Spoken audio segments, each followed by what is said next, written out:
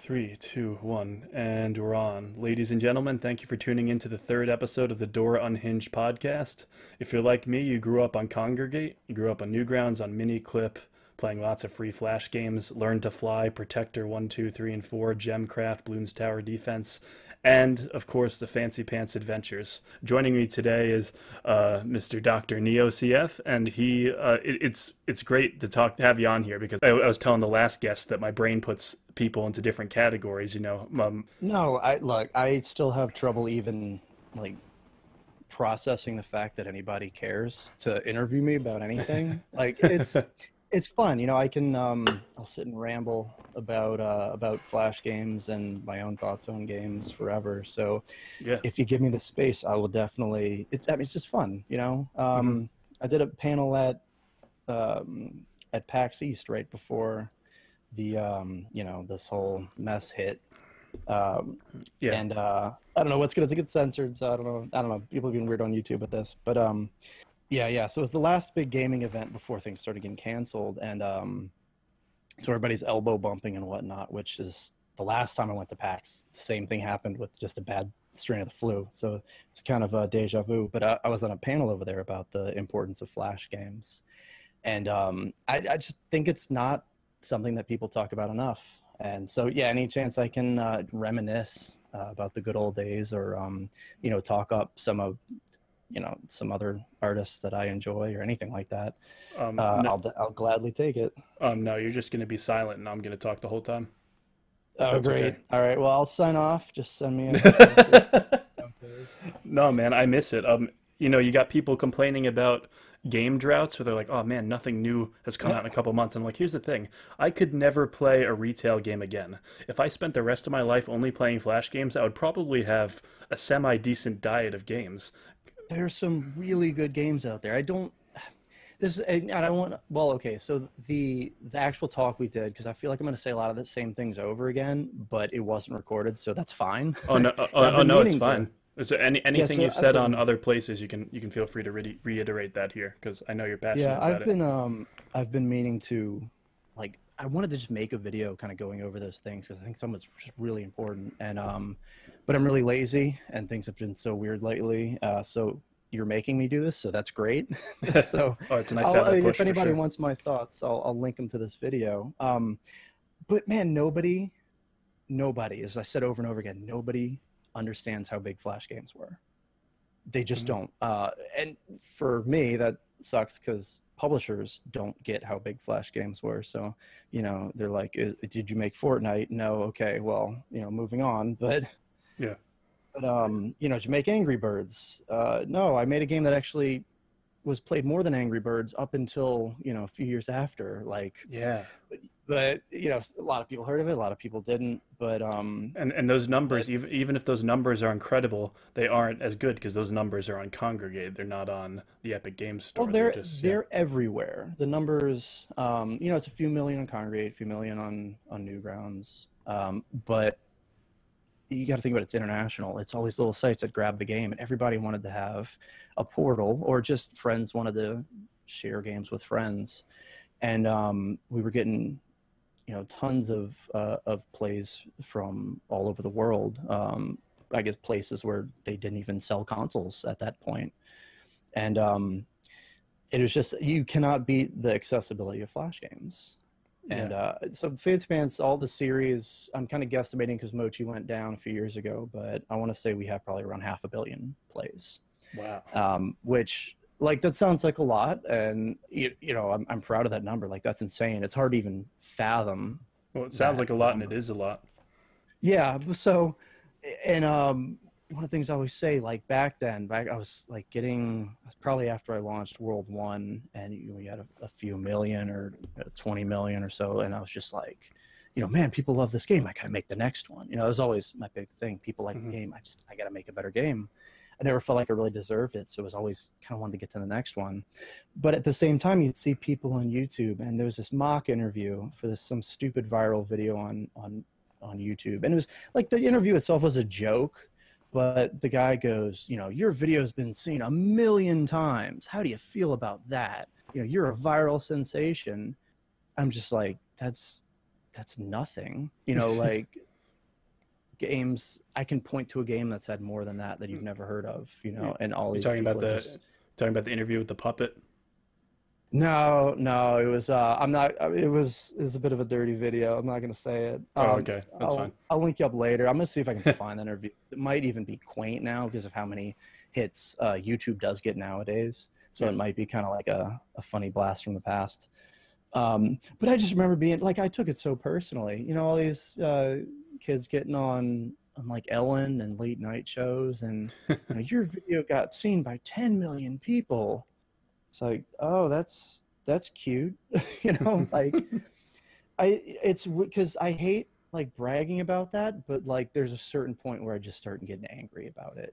And I don't even think it's like, you know, you should know who I am or you should know this, because a lot of people do. Like, I cannot ask for more there, but like Flash itself just doesn't get enough respect because you know, when a lot of people were there's a company that's bringing games over. Well, there's a lot now that are trying to get to the HTML5, bringing over Flash games. And, you know, they kind of had when they emailed me, they had their pitch, like this game got this many, you know, and 500 million wasn't even, like, that's not even the high end of what Flash games could get looking at their numbers. And, you know, I don't know if they inflated them or what, but,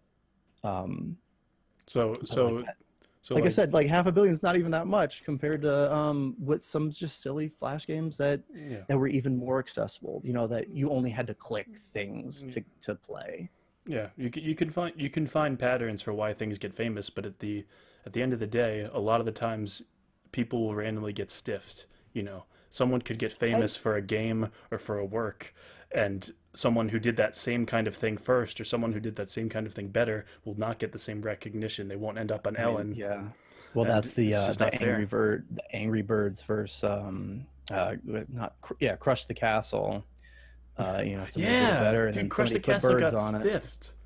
They got stiffed, and Dude, you know, we were having fun with that one on the panel because everyone knew that story, and you just saw the whole room just, you know, made a frowny face right when we said and Angry Birds, and they're like, we know where this is going. You know, a bunch of Flash game fans, they knew exactly where we were going with that one. Yeah, that's the thing. That's what I love about Flash game fans. Kind of is just, you know, you get to see a lot of stuff first. I mean, yeah, no, people who just go onto Xbox Live Arcade, they don't know that Alien Hominid, that used to be a free game, and Meat Boy, that was one of the magical things about Flash, was I loved seeing these games get better versions. I loved seeing super fancy adventures and I think that was a generous move of you, because if I recall correctly, you actually had the entire Flash game ported into that game, and you could just play that too. For which one, Super or World 3? So World 3 was 360 and PS3. Which the PS3, 361. So those two, so that is just the Fancy Pants Adventures. I usually say Fancy Pants for console. Also had World 1 and World 2. Because once we kind of I was making a prototype of the game at the same time. So there's a bit of like side-by-side work going on. But once they kind of had the workflow, they could just grab the assets from the older games. And even though I was like creating World 3 at the same time, and then they were creating all these tools to get World 3 in, and then doing a lot of their own art. Does Over the Top Games was helping with that. Awesome. So it was actually pretty easy. It's like, yeah, we got these other games. I'm sure people want to play World 1 with multiplayer. Like, let's do it. Like, we got this awesome online multiplayer system. Like, what else can we give the players? Yeah, I'm definitely not one of those. I'm definitely not one of those people. I hate platformers multiplayer. I just want to play it by myself and go up those ramps and have a fun time flipping around and jumping on spiders. Yeah, no, I definitely want to give the players a lot of options with, you know, how they can play the games. I think I'm a bit biased because I have 3 kids and they want to play the games with me.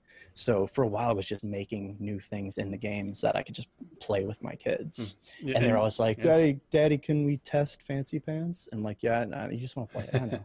And can we play? You get to be a cool dad. They just wanted to. I don't think they get. It's pretty funny because they're like, oh yeah, Fancy Pants. Like, everyone's dad has the game series that they made that became popular when they were in college. Like, I don't think they get it. It's really funny. When they're a bit older, I want to see if it like hits them, or like if one of their friends like So I'm always curious to see how like low, like how young of a generation it's going to get to, right? Because we're going to kill Flash off, and then maybe the kids are never going to play it. I don't know, but I do. At the high school that I went to, I'll do the career day and just I'm kind of talk about my experience, and I like to get a feel, like take the temperature of the room on where what people are playing, and if anyone even plays these Flash games, and like thank God every year that I've went, they've still heard of Fancy Pants Adventures. So like one year I'm gonna Wow. go and they're just gonna look at me funny. Yeah, like high Yeah, schoolers, you yeah, always forget how young high schoolers are nowadays, right? yeah, yeah. The last But the last guest I randomly mentioned. You ever see the YouTuber It Came From a Box? I don't know. I don't. There's the He- YouTubers that I watch while I'm working, but I probably oh, yeah. It's don't have only it as. he just hit 100,000. He's pretty good. He's just got a good voice. He just does what he does well. But I mentioned you at the end of the podcast, and he said, "Oh man, Fancy Pants." He's like, "That's a name I haven't heard in a long time." I'll see those comments. I have to always like them on Twitter when I see Yeah. that because And it's here's the thing: people might not be thinking about you every day, but when you bring it up to them, they remember. You're well, it's you're a funny you're a because cornerstone of people's childhoods, man. you know what, I don't think that's ever going to process in my head because I'll get a comment that's like, "Hey, I went into game design because of you." I'm like, "Wait, what?" I'm like, but Like it's that like doesn't even it's like like I'm barely in game yeah. design. How what? Like you can probably make better games than me. Like I can't even fathom that. I started animating because of you. It's like, and I'm sure you're way better than I ever was. Like that's crazy. But Mhm. no, it's cool. And as one of the things I say, just one of my favorite things about Flash games is how raw they are. Because there's people that I played that you can almost kind of see through the curtain. That you can see the man behind the curtain pulling the strings because it's so raw. Like a home video. You're like, yeah, I could do that. I can kind of see how you're doing these, quote unquote special effects. Mhm. And I think Flash games are the closest thing to like to home movies, where you're inspired not because the thing that you played was just so amazing, but because you think, I can do that and I want to do that, and that is what I want to do. It becomes clear to you, like there's this path forward. Yeah. Video games are such this black box now, where I don't know how to make a Call of Duty. I don't know how many people out there know how to make Right. something that looks like Call of Duty. Some people can, and like the indie scene is that amazing. But for people like me who just draw stick figures, seeing something like Call of Duty, I'm not inspired by that. Like I want to play it, but I'm Right. not inspired to make something Yeah, because of it. because it's such a distant it's a game made by hundreds of people. It's this distant, far off thing that Thousands yeah, sometimes. It's yeah, nuts. that Yeah. your mind doesn't quite process. But then you see, hey, this guy downloaded Flash. Mhm. It lets you. I'm not a programmer or anything, but it lets you put the Yeah. moves you want to input right into the drawing, and you can Yeah, just upload yeah, it on that's Newgrounds. no, you got it. That's Did it. you? You draw something right there into the program, and then you tell it how to be alive, basically. You Yeah, give it life with a bunch of numbers and words, and then the player presses a button, and then a thing happens, and that is the most addicting feeling I personally could ever get. Like just handing somebody something, them pressing something, yeah. and then the screen reacting to what they did, like to their decision. Did you try? Like I Did you could try and just get can't get a? enough of it. Did they contact you? Did you try and get into a indie game, the movie? So when we were at, I want to say it was Comic Con, I was hanging out with the Newgrounds guys, and I, I could not tell you for the life of me if the guy was from Indie Game the movie or something else. But I did sit down and do an interview, and I was probably way worse on camera than I am now. Like I try to post YouTube videos, or for the longest time at least, to just get better at talking on camera. So who knows, how I was then. Hmm. But it's like, hey, he's doing a documentary on indie games. You want to, sit down and, ramble about, I don't even remember. It was forever ago. And, um, and then I didn't hear anything about it. And then indie game movie came out. I was like, wait a minute, was that, kind of like 2 + 2. And, I have a feeling, and the same thing with game development, right? You got to you have to choose what not to throw away from your project. So I'm sure, I assume that there was a lot of other developers that were interviewed, but they like really Yeah, uh, because when you're making a pared it documentary, down. when you're making a documentary, what I heard was, I'm not sure if it's true, but that they might have hundreds of hours of footage. They end up using like Oh yeah. 2% of it. They Oh had yeah, the just the lion yeah, sitting there not doing anything, right? You got to yeah, wait till man. the lion cub like looks at the camera and then Yeah. use it. Bam.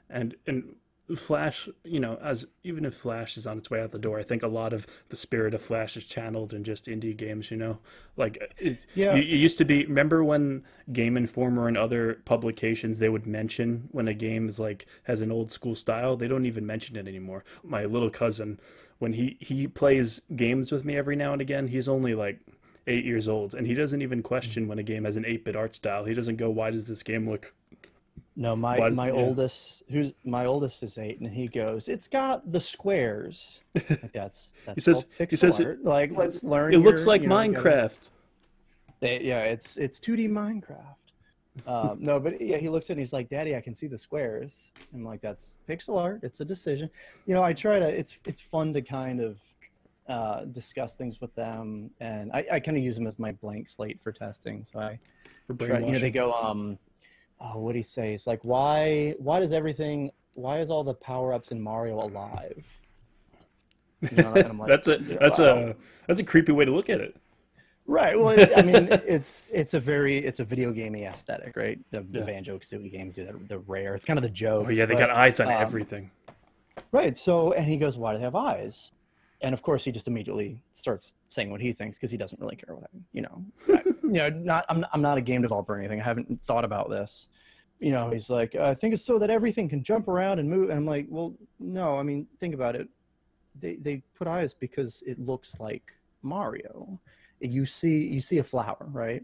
And if it looked like just any old flower, what would you think?" And it's like, "Oh, I think that's a nice flower." It's like, "Okay, well, you see a Mario flower with these big old eyes on it," and he said, "Well, it's a Mario flower." Like that's exactly why they do that. They want you to think, Hmm. they do that for the identity. So I'm starting to kind of get into game concepts with them, but I haven't quite gotten them analyzing the Yeah. video games yet. And it's fun to But be they that. do notice Yeah. art styles. It's really funny. And it's fun to be that educated individual because, and I hate to see it so much, but it's just so many kids fall out of drawing, so many kids fall out of video Oh, games, and and that kid, that person growing up should do whatever they feel like. If they're 25 and they're playing video games and they're bored, they shouldn't play them. They should do what they like. But it's just a shame to yeah. see so many people fall out. But there was one thing I wanted to bring up. I Yeah, yeah, wanted good. I wanted to hear it from you. Did they do Fancy Pants' moveset justice in Newgrounds Rumble? Oh, well, so I animated all of Oh, you Fancy did? Pants for Newgrounds Rumble. So yeah, it was before World 3, so that's actually the first time Fancy Pants Man fought with a pencil. That's It's a awesome. few years It before that. fits. Yeah, so no, I was talking to -1 because he made that game. He's a really good programmer, and he was one of the first guys that I wouldn't say like mentored me, but I was like, "Well, is this possible?" And he's like, "Yeah, you just do this." I'm like, "Oh my God, what? I've never thought of that." Like all these things open up once you start seeing, well, Oh I yeah. can, get the absolute value and divide it, and now you got 1 or -1 based on. And it's like, oh, I never thought of that. Just all these little tricks. It's like you know that And little button in Photoshop or in that animation program you use that you didn't know what it did. Well, here's what it does, and it actually makes your life a lot easier. Oh well, thank you for showing me that. exactly, yeah. No, it was funny. The first time I messaged him, he had a platformer. I can't remember what it was, but Negative when one. the Hmm. -1, yeah, I think he just spelled it out. Aaron Or, Warhol. or is it -1? No, it's spelled out -8. like with all those letters. NEG. I'd probably recognize him if I saw him. Yeah, well, if you look up Newgrounds Rumble and Newgrounds, it's under his name, so you should be able to get his profile pretty easily. But Yeah. but he did. It's like a robot escaping a factory or something, and I remember I jumped, and there was a ramp, and when you hit the ground, the player didn't like lower into it. They didn't go into the ground and then come back up. It just landed right on the thing, like it worked properly. And I was like, wait, how did you do that? It doesn't do all these weird things. So we just use a while command to, and make sure that's right up against it so it looks right. I'm just like, whoa, while commands, what? Just like, yeah, man, that's the thing about Flash though. You can get in, you can start doing stuff without knowing anything about programming, and so when you start getting into that, it's addicting. Yeah. Because I've always learned stuff based on what I wanted to do, and when I saw his game and the character hit the ground and he didn't float up or down. It just went right to where he should go. I was like, well, I need to do that. I need to know how to do that. And the fact that, well, Flash can do that. Like it's a cool thing to even know. And it's like, not only can it do that, but like I can see the light at the end of the tunnel. Like I know that I can learn how to do that. Yeah. It's a great feeling, dude, to be getting better, to be part of that community where you're not just Oh, an dude, outsider looking in. You're not an outsider looking in man, anymore. You are a person who is a part of it. You're a part of those memories that you loved when you were growing up. You're creating those experiences for other people. It's probably all really great stuff. yeah, like I said, I still I don't even know if I can understand, like, because people message me and I'm just like, that's, like, to me, it's just this dumb little game I made. But, like I've said before, I would make the Fancy Pants Adventures series if only to get into the Newgrounds community. Like if that was the only thing that game ever did for me, it would be totally worth it. Like those are just some of the most amazing, hilarious guys, just most talented artists ever. Yeah. And yeah, to be the first time I went to Pico Day, it's like, what did you do? Oh, I made, or it's like, hey, it's the guy who did Blockhead over there. Like, oh my God, I love that cartoon. There's Crinkles who did Madness. Like, oh my God, what? It's, what did you do? I did the Fancy Pants Adventures. Like, oh, I played that. It's like, oh my God, what? You've heard of me? Oh my God. Like it's so cool. And it's, is that funny whenever you meet someone, they're like, oh, I've heard so much about you. You're like, whoa, what did they say? yeah, well, they go, I think I've played that. Like it depends, right? Because when we did the game on console, no journalists ever played it. There's a few guys at Newgrounds that I talked to that knew it, but for the most part, journalists would sit down and play the game, and I'd be like, so you play the Fancy Pants Adventures? And they kind of go, and I'm like, okay, well, it's a stick figure, and like, and you run, like, I'm like, okay, but did you play it? Like, huh? Oh no. Like, oh, okay, well, It might be hard have you to ever heard describe. of it? No. Yeah, all right. Let's start from square one. Popular game, lots of people play it. Bring it to the consoles. There you go. Now you're caught up. But yeah, no, kids, all the people who are grown up now, a lot of people played it or seen their friends play it. But game journalists did not. At least when we were out there doing that, it was crazy. So you're saying that Like, the 360 one was a collection of the Flash games made into console, and now there's a sequel, Super Fancy Pants Adventure, that has completely new levels? so yeah, so the Fancy Pants Adventures that came out like 6 years ago now. It takes me too long to make games. It's terrible. But that one was. I will buy it when the podcast is over. I will buy it. There you Because go. I didn't know those more levels.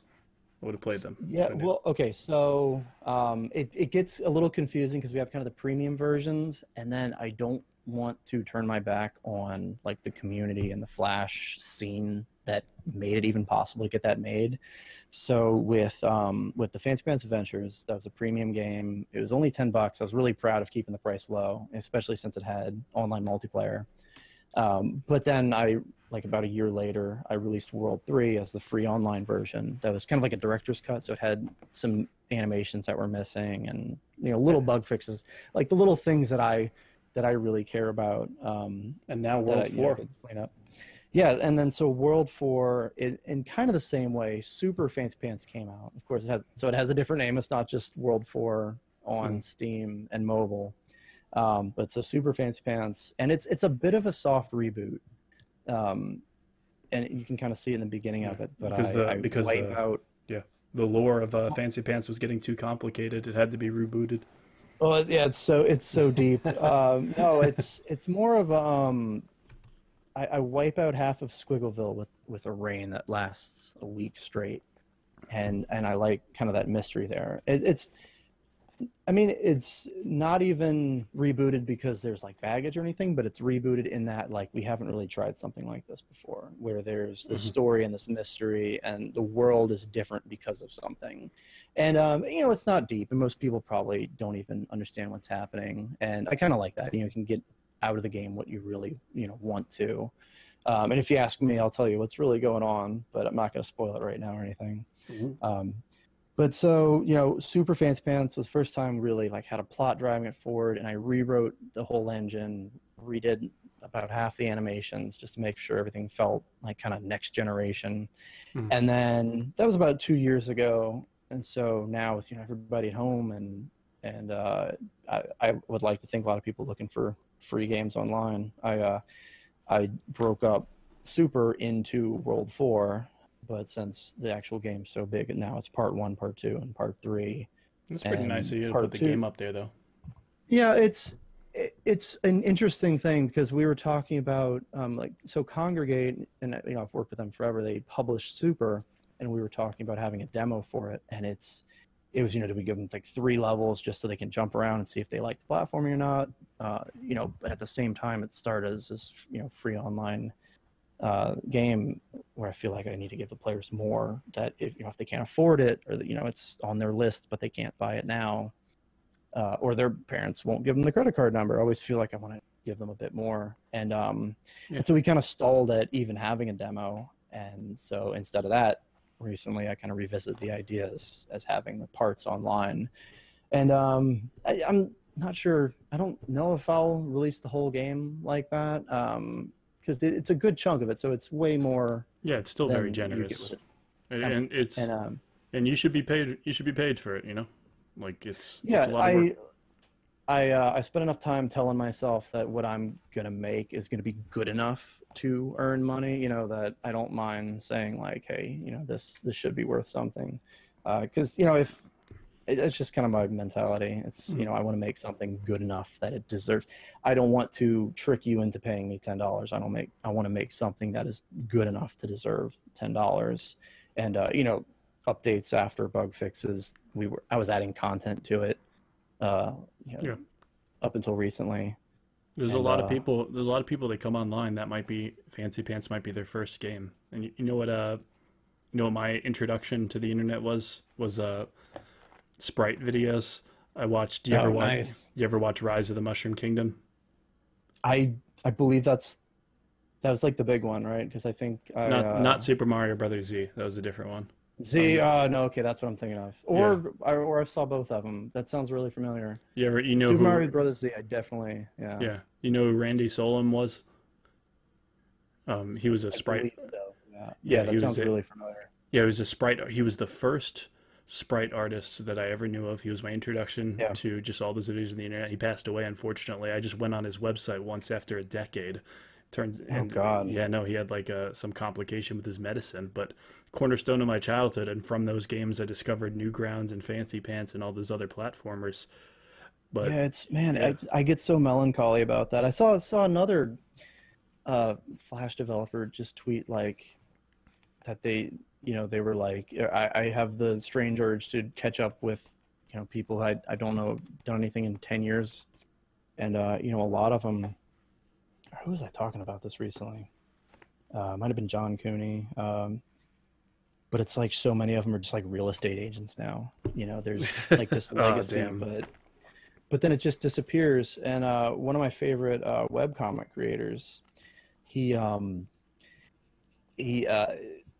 did Eric the Juice Man. So it was like one of my first like, oh my God, voice acting in a Newgrounds cartoon. Like it was so good. He got all his friends together. I'm like, I love getting my friends together to make dumb videos. And you made this awesome animation. Like so like eye-opening that you could do that. And he, I think it was sometime last year, released like a new episode on the webcomic. But it's just like, I just needed that so bad, like to see that somebody was still like keeping up with it. That was still, that it just wasn't all forgotten. It wasn't all abandoned, Yeah. And I get so like nostalgic and melancholy about that sort of thing sometimes. What is this next group of people? What's this next group of people going to be melancholy about? They're going to grow up and they're like, oh man, remember when you could turn on YouTube and anyone was playing Fortnite or Roblox? Everyone was playing those. Yeah, it wasn't all like late night shows and I don't know. YouTube algorithm approved gameplay footage or something. Dude, YouTube algorithm. Oh my God. You got people's entire livelihoods are dependent on that, and it just changes like the weather. It's crazy. Yeah, it's so funny because I love like making YouTube videos because it takes me so long to make a game. I love being able to have something that it can actually be released and people can look at it. I can get comments on it. Like the idea of releasing something like once a week is crazy to me. And so I every now and then I kind of get into it, and I haven't uploaded a video in a while now. But at the same time, like I should probably be thankful that that's not my livelihood, that it's very peripheral. And some people who do YouTube, like I would say it's a hobby, but they're like really taking it seriously and they're trying to get there and they're seeing what YouTube's doing as roadblocks. And it's like, now you got to fill out this form every time you do something. Now you might be liable for this. It's like, yeah, what about people like me who just want to upload a video and just not think about it? Like, I don't want to fill out a form because I would actually rather program the game that I've been working on. And I just want to toss a video out there and give an update and, you know, connect with the community. And, and they're just, eventually it's just going to be late night people and that's it. Comedians, late night people, or whoever, you know, has a big enough podcast that they have a team of people going through the legal work for them to make sure that whatever they upload isn't, you know, isn't going to be copyright or, you know, they're going to be liable for someone's opinion or it's something stupid. It's going to keep going. Yeah, I don't know. And I was talking to, and not only that, but I was talking to, it came from a box about this, was some of these YouTubers, they go at each other's throats, man. Like you'll see people who they'll upload a video and the thumbnail is just them with these big red puffy eyes and the video is just called "I'm sorry" and it's like, here's why this accusation isn't true. And do you think how much so crazy? It really makes me wonder how much of that is real though. Like some of it's got to be fake, right? Well, yeah, like, some of it's played up for more views. Yeah, well, I would say like, and like if you, I mean, you might know this better than me. Feel free to correct me. I almost feel like all of it has to be played up, and then some of it's just completely fake, right? I don't know, or maybe I'm just saying that because I would do that if that was my thing. I think if you point a camera at yourself and you start doing stuff, you might lean towards the theatrical already. You might already be predispositioned to be in that mindset, so you might know how to put on a show a little bit better. I think you're hitting on something like really, really profound in any creative industry. Yeah. Is what do you do with that to responsibility follow the success? Well, not only that, but to follow the fads. You know, do you make the next Flappy Bird? Do you make the next Angry Bird? You know, from my perspective, do you, oh look, this YouTube drama's blowing up, should I make a YouTube drama video? I'm sure there was another Flash game. I'm sure there was another It's Flash game like Flappy Bird that got ripped off too, right? Oh, there's like a million of them, yeah. But that's the thing, like,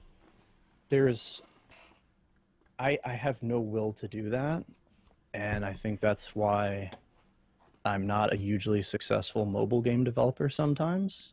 You know, maybe that's just me projecting or just being stupid about it, but like you said, you would never make a video like that, right? But what about all those people who did, and their channel's blown up because of it, right? Yeah. Just that, you know, and it's kind of why I'm thinking about that, like how much of that's even fake, how much of that's real, because I don't know, man. Every time I open up Twitter, I get sick because you just see people. Oh man.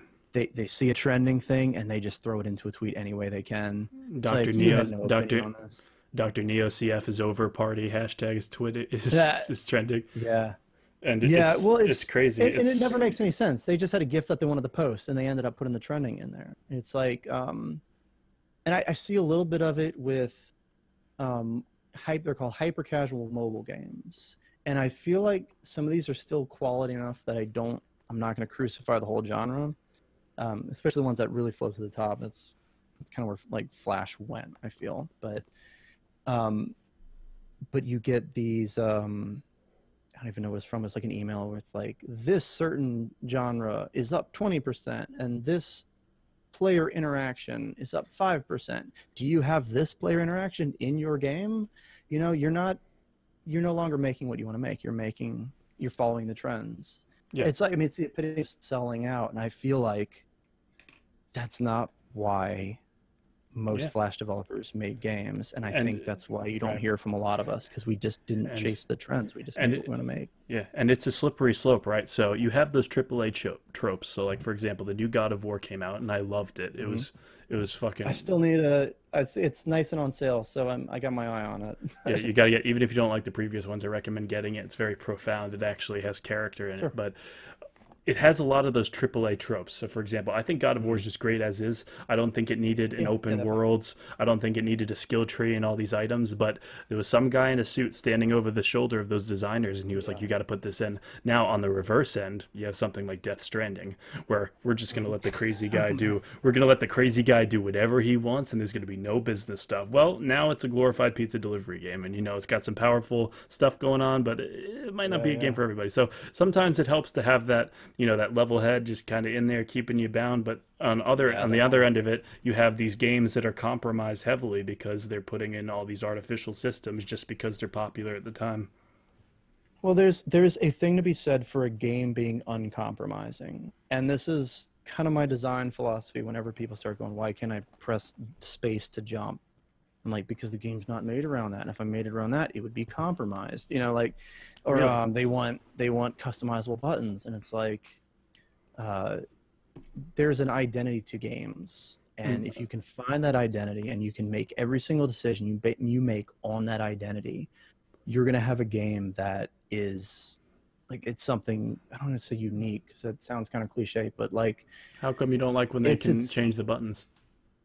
it's so I give a little way on this because I spoke to a gamer who only had use of one of his hands, and he's like, yeah, but I still want to play your games, and I'm just like, that's incredible, like that Fair, you care that much. fair enough. So Fair enough. yeah, and I was like, well, if you get, because he usually played it on a gamepad with one hand, and I was like, well, you can get this, you can get some software to translate into key presses, and I ended up putting a one-handed mode on it. But so, for instance, in Fancy Pants, if you are inkboarding in Super, um, once you jump and then you can slide on, I mean, it's supposed to be pieces of paper, but it's kind of textured background like billboards.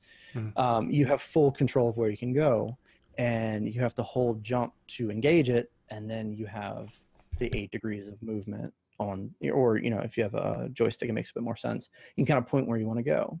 And so if jump is the same thing as up, then I can't have gameplay mechanics that separate the idea of jumping from the idea of going up, or like even looking up, or pressing up to go in a door, or Hmm. holding up and attacking to have a different upward attack. I never thought about it that way. uh, so to put those two together, and if your game design, there might not be a compromise there if there's no concept of up, Right. and it's only jump. And fighting games do this because they kind of have to, because they ran out of buttons or whatever. um, The biggest problem I have then with it's that not a is being able to compromise. turn the camera and attack at the same time in Monster Hunter, where you I The claw appreciate grip, you gotta, yeah yeah, yeah. yeah that's what I appreciate about Dark Souls. You're like, why do you use the triggers to attack in Dark Souls? Well, it's so you can I move was the camera about around to while you're say attacking. Yeah. exactly. Yeah, yeah. No, and they thought about it, and so people would say, well, why can't I use the face buttons to attack? It's like, because this is Dark Souls, because this is what you need to do. And you can either, I don't want to say it, but I'm going to, you can either get good, right? And not even in the way of like, being ungodly as a gamer, but in the way of understanding Dark Yeah, Souls. yeah. And Fancy And Pants is this is the kind of a thing that Dark I'm. Souls ripoff if you think about it. Oh yeah, no, it's the Dark Souls of stick figures, obviously, or the Dark Souls of Sonic Yeah, games, or even something if it like came that. even if it came first, I don't care.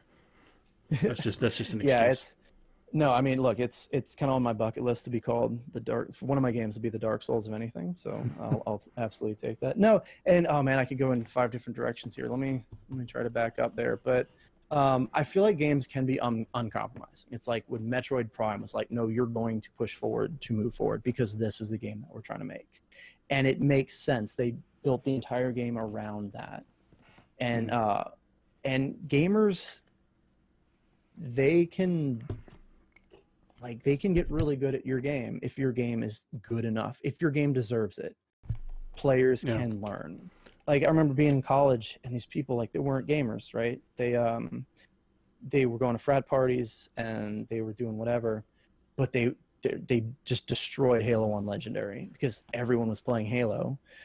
And they're like, yeah, I beat the rest of Halo, so I just beat it on Legendary. And it's like, how good you have to be at video games to do that? And they're like, like, they didn't care. They didn't have to be a gamer. They didn't identify as a gamer. It's just that the first Halo is that good, Yeah, it and is. and people enjoy it, and they enjoy learning, and they learned how to beat Halo at Legendary. So you kind of have to respect your players enough that they can understand what you're trying to do, because if they can understand what you're trying to do, then you can make an uncompromised gameplay experience for them. And because there's a lot of, you got this idea that like the player, and I say in gameplay, the player is always right, in that like tie goes to the player. So if two things collide, you know, give it to the player, sort of thing. If it's the baddie or the player at the same time, give it to the player. But you can't make enough, like you can't make a complex system if like the player's pressing the wrong button, right? And your instinct is to be like, well, the player should never press the wrong button. There should never be a wrong button or a wrong, like there's an actual argument, like, is there a wrong way to play your game? I'm like, yeah, when you're not having fun, that's the wrong way to play my game. It's like, well, what does fun mean? It's like, what if I want to play it like this? I'm like, no, that's you're miserable right now. Like, you need to figure this out. You died immediately.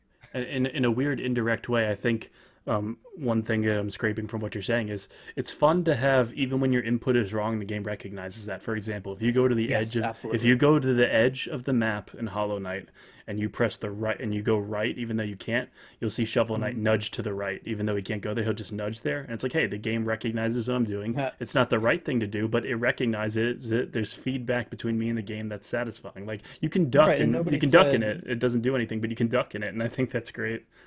Yeah, well, like nobody said, you know, oh, what do you mean I can't go to the right? I should be able to play this game however I want. So entitled, and what, you know, like as a designer, I have to, if the player does two different inputs, those two inputs might mean something different. And sometimes two different inputs mean the same thing, and I can work that into the game. So, you know, if the player... the biggest one for me, if the player has a gamepad and they keep holding right, then the Fancy Pants Man's going to loop back around and he's going to be running upside down left, right? Which kind of makes sense on a keyboard. With a gamepad, people want to rotate the gamepad with the player. So there's two completely different inputs, you know, pressing left to run upside down left, or pressing right to run upside down left, right? But since you usually don't want to change direction while running upside down, you know, I can, the game can be smart enough to basically understand the intent. So a lot of it as a developer is understanding the player's intent. Yeah, that must be hard, because when you're running upside down, it's like, do I keep holding the direction, or do I change it to match what the player's doing on screen? And the game's like, I get what you're trying to do. And so there's a whole thing where if the player switches, even on the keyboard or D-pad, anything digital, if you go right to left fast enough, he'll just keep running, right? Okay. If you if the angle of the analog stick follows the ground, it'll switch modes into... and then it'll look at the analog stick as in like in relation to the ground. So it swaps modes, because there's a subtle, the player will start pointing up slowly, right? And there's no other time when you're going to start pointing your analog stick up slowly than if the player wants to do that. So there's, I mean, it's me like having to be clever, and nobody else is it. It's like the camera system. It's, if you notice it, then I failed. So yeah. So, and another reason why I love just ranting on podcasts and YouTube videos and such, because I mean, it's just fun to talk about this stuff. Well, there you go. Nobody notices this stuff, and if they do notice it, then I did something wrong. But so in an instance like that, the player's slowly moving up to follow the ground, I know what they're trying to do. There's nothing else that they could be trying to do. But if the player's running and then quickly pushes up and then hits attack, it's like, well, I mean, you were trying to do an up attack, right? Like, that's what the game's going to do. Well, the thing is, you do such a good job, you start to get taken for granted. And you know where you really start to notice that you were taking stuff for granted is when you fire up one of those bad iOS games, and you like, you know, it could be like a side-scrolling shmup. And when you shoot the gun, it doesn't feel good. When you jump, it doesn't feel good. When you run up a wall, it doesn't feel good. And you're like, you know what? Those Flash guys, they did a lot of things right that I didn't even know about, and they were just so good I didn't notice. The best part about Flash games is that we can hone in on one thing, right? We can pick one thing. Tower defense can pick one thing. It's not an entire RTS. It's that one idea of defending where, this one base. It's the idea of using the physics. You hone in on one thing and you make sure that that one thing works right. Yeah. And it was a great way to explore things like that, and really, as a developer, to explore something in particular. And I picked a weird one. What was the guys who made Rogue Legacy Cellar Door Games? I think they could be called. They made a game called Don't Shit Your Pants. That was a Flash game. That was fun. Dude, that is the most Flash game title I've ever heard. Actually. And they made a game. Well, I bring it up because you mentioned tower defense. They made a really interesting game called Villainess, and it was a reverse tower defense game. You decide the minions, and you got to make sure they're protected from the towers as you go through the level. It was really cool. Yeah, there was Swords and Sorcery, was it? Like, was it a Wii game? That sounds familiar. I think it's that one. Something about brothers. It might be that one. No, that's an iOS game. There was one on Wii. It's like Swords and something, and there's a lot of Swords and something games. I want to say Swords and Sorcery, but it was a WiiWare game, and you were like sending out stuff, and that's the same thing, right? They picked their vision, right? It wasn't controlling something, it wasn't shooting something, it was picking which units to send out, and you hone in on that. That was the good thing about and like kind of the indie, the WiiWare and the Xbox Arcade picked that up from Flash. Yeah. But you definitely saw that in Flash first, like way before. Mm-hmm. What'd you set an alarm for? The wrong time zone. I don't know if you guessed that, and that's why you asked that, but that's 100%. 1 hour the wrong way, because I'm used to Pacific time, because most people are in California. I hate when I talk to Siri and I'm like, Siri, wake me up. I got a doctor's appointment. They're like, your alarm is set for 2 hours from now. I'm like, okay, just 2 hours of sleep today. I have a habit. I've never gotten the stupid Siri thing to work unless, like somebody does something really dumb. One of my kids, they break something. I go, seriously? See if it does it now. No phone. I yell seriously, and then my phone decides to, I do not understand. No, don't touch that. It will break. Like, really? Oh my God. So it's the only time I use Siri accidentally. Yeah, I don't like Siri, man. She listens to shit she's not supposed to. Like, after this podcast, she's going to be telling me on Amazon about all different kinds of pants I should buy and shit, and I never. Hey, look, if she wants to try to sell you, or if she wants to convince you to go play some Flash games, then that's fine by me. Like, hey, you're thinking about Flash games, aren't you? Would you like me to pull up Newgrounds? Like, you know me too well, Siri. Yeah, I understand how that's frustrating for you, though, where there is a lot of bits and pieces in the industry right now that... There's a lot of bits and pieces in the industry right now that they owe to Flash games, and they don't acknowledge it because it's tower like defense. invisible. I think it's the biggest one, but that comes from like the mod scene, which is crazy. Like, there's what was the first tower defense? So my understanding, I don't think I ever played it, but it was a Warcraft 3 mod. It might have been like a Warcraft 2 mod, but I want to say it's Warcraft 3. That's where the genre started. That's crazy. Right. So it was a mod for that. It was one of those custom maps, and then from that we got, desktop tower defense, which is probably my favorite one, and then balloons, of course. Well, I guess that series turned into a I don't know what that was supposed to be at first, because I always think like Puzzle Bobble, but it was a bit different, and then it turned into a tower defense. I remember being mindlessly addicted to the achievement system on Congregate, and one of the they knew it. And they knew what they were doing. I remember Christmas Eve, where I didn't want to go out of town, so I was sleeping over at my neighbor's house. I must have been in middle school, maybe younger, and I was determined to get the achievement where you juggle a snail shell in Fancy Pants 20 times. And it was it was so goddamn hard, but I did it, and I had like an audible yell. It was such a great feeling. That's hilarious, man. Because like, it's not hard for me to do, right? But then I redid the engine. I spent a lot of time on the snail shell, even in the new engine. I don't really use it all that much in Super. And you can juggle it no problem. Yeah, even in before, I probably did it in a specific way, and that kind of gets into the, like, is the player playing the game right? Because looking back on it, my way of doing it probably wasn't even right.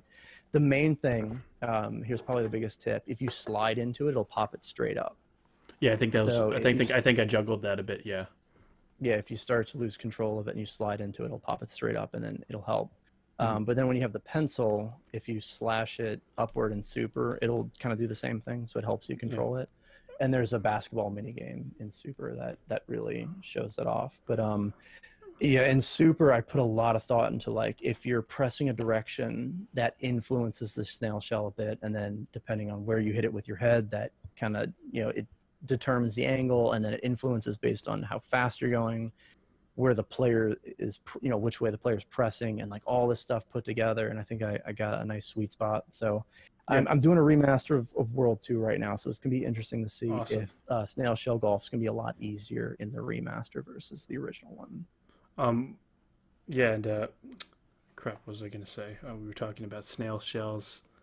Um, oh yeah, there was one line in the Xbox Live Arcade one that I thought was funny. It was like when I think the bunny stole an item that was important to the story, and the mayor said, "Man, Yeah. not even a fish shaking as good as that is gonna make him come back," or something to that Yeah, effect. that's my wife helps me with a lot of the dialogue now, so it's definitely gotten better. But I was very proud of that exposition. Man, I remember I think it was the congregate chat, or because I don't think I had we didn't have Discord back then. I don't think we even had a forum. But I remember being like, I'm gonna drop a hint for World 2. It's gonna have a plot. And it's like, what? No, a fan-based game with a plot. I'm like, kind of. Don't think too hard into it. But something will happen at the beginning of the game. And it won't just be a random boss fight by the end. It's like such a step forward to have something, just anything happen in the beginning. It's great. Yeah, you gotta It was silly. uh you should uh you should branch out more, man. Like, you got a lot of these indie games that cross over with each other. You just need to reach out to, Mm. Super Meat Boy Forever's coming out. You should reach out to that team. Maybe, hey, can I put Fancy We Pants were in this game? Fancy Pants was supposed to be in the original Super Meat Boy for Really? a How bit come? there. Why Yeah, well, I wasn't was he? talking to Edmund, and I could never tell if he was serious or not. Oh He's no, like, you "Yeah, just can't. show me the levels." I'm like, "Okay," and I'm like, "Is there a specification? Is it pixel art? Is it an engine? Like, what do?" you do?" And he's like, "Ah, just make some levels." And I think I was working on World 2 or World 3 or something at the same time. And then I realized that there's like 10 other characters in Super Meat Boy. I'm like, oh god, he was serious. Like, oh no, I could have. Yeah, Oh man. so maybe. Yeah, I was talking to one of the guys at PAX. I think it was who's the guy? Tommy's working on Forever, right? Mhm. Because Yeah, he is. Edmund's not on that one anymore. Yeah. I think his brother-in-law was man in the booth, and I was Yeah, I was chatting with I don't know what him. happened. Those guys were like my two dads when I was growing up, and now I don't know Well, what's going on with them. Edmund's got games with like everybody, Yeah, he's with big into Binding of Isaac. I just hope that I don't know what the terms are. I don't know if there's drama or anything, but I just hope he's on good terms with Tommy because they really locked elbows and helped each other in indie game the movie. yeah, That was seeing them watch their success unfold after their struggles. That was really nice to see. It was a beautiful moment. yeah. I think the most I could get out of the guy I was talking to was they decided to part ways. So I don't know. I haven't talked to Edmund in a while. He's a really nice Yeah. dude, though. I don't know He's a if nice if he's a he'd nice even dude. want to. He's a shit poster in real life for sure. He is hard to read. He is kind of Oh yeah, a yeah. wild card, and I think he's a very charismatic dude, and he's one of the pivotal in indie game people, Oh yeah, for sure. absolutely, yeah. Yeah. Yeah, but I mean, he's working with Glail or he did The End Is Nigh. I still need to play that, but yeah, I mean, he's got such a recognizable art style. He can find a good Yeah. programmer, What would you and have liked Fancy Pants' moveset to have been if he was in Meat Boy? no, I don't know, right? Because Because Meat something Boy like has Newgrounds very Rumble, yeah. it's Yeah, yeah, Meat it's Boy it's has a really very easy to achieve it. horizontal physics to him. Like Meat Boy can't jump very high. He can go very horizontal. I think maybe I'm not sure what you Yeah, would I have think done I for him. was no, I was definitely thinking about when I was playing Super Meat Boy. I was like, okay, what could I do different? How would Fancy Pants Man beat this level? Um, yeah, either because World 3 was either coming out or it was coming out soon then. So maybe if you could use the pencil for some sort of like kamikaze double jump, Yeah. like you can kind of do in World 3, that would be interesting.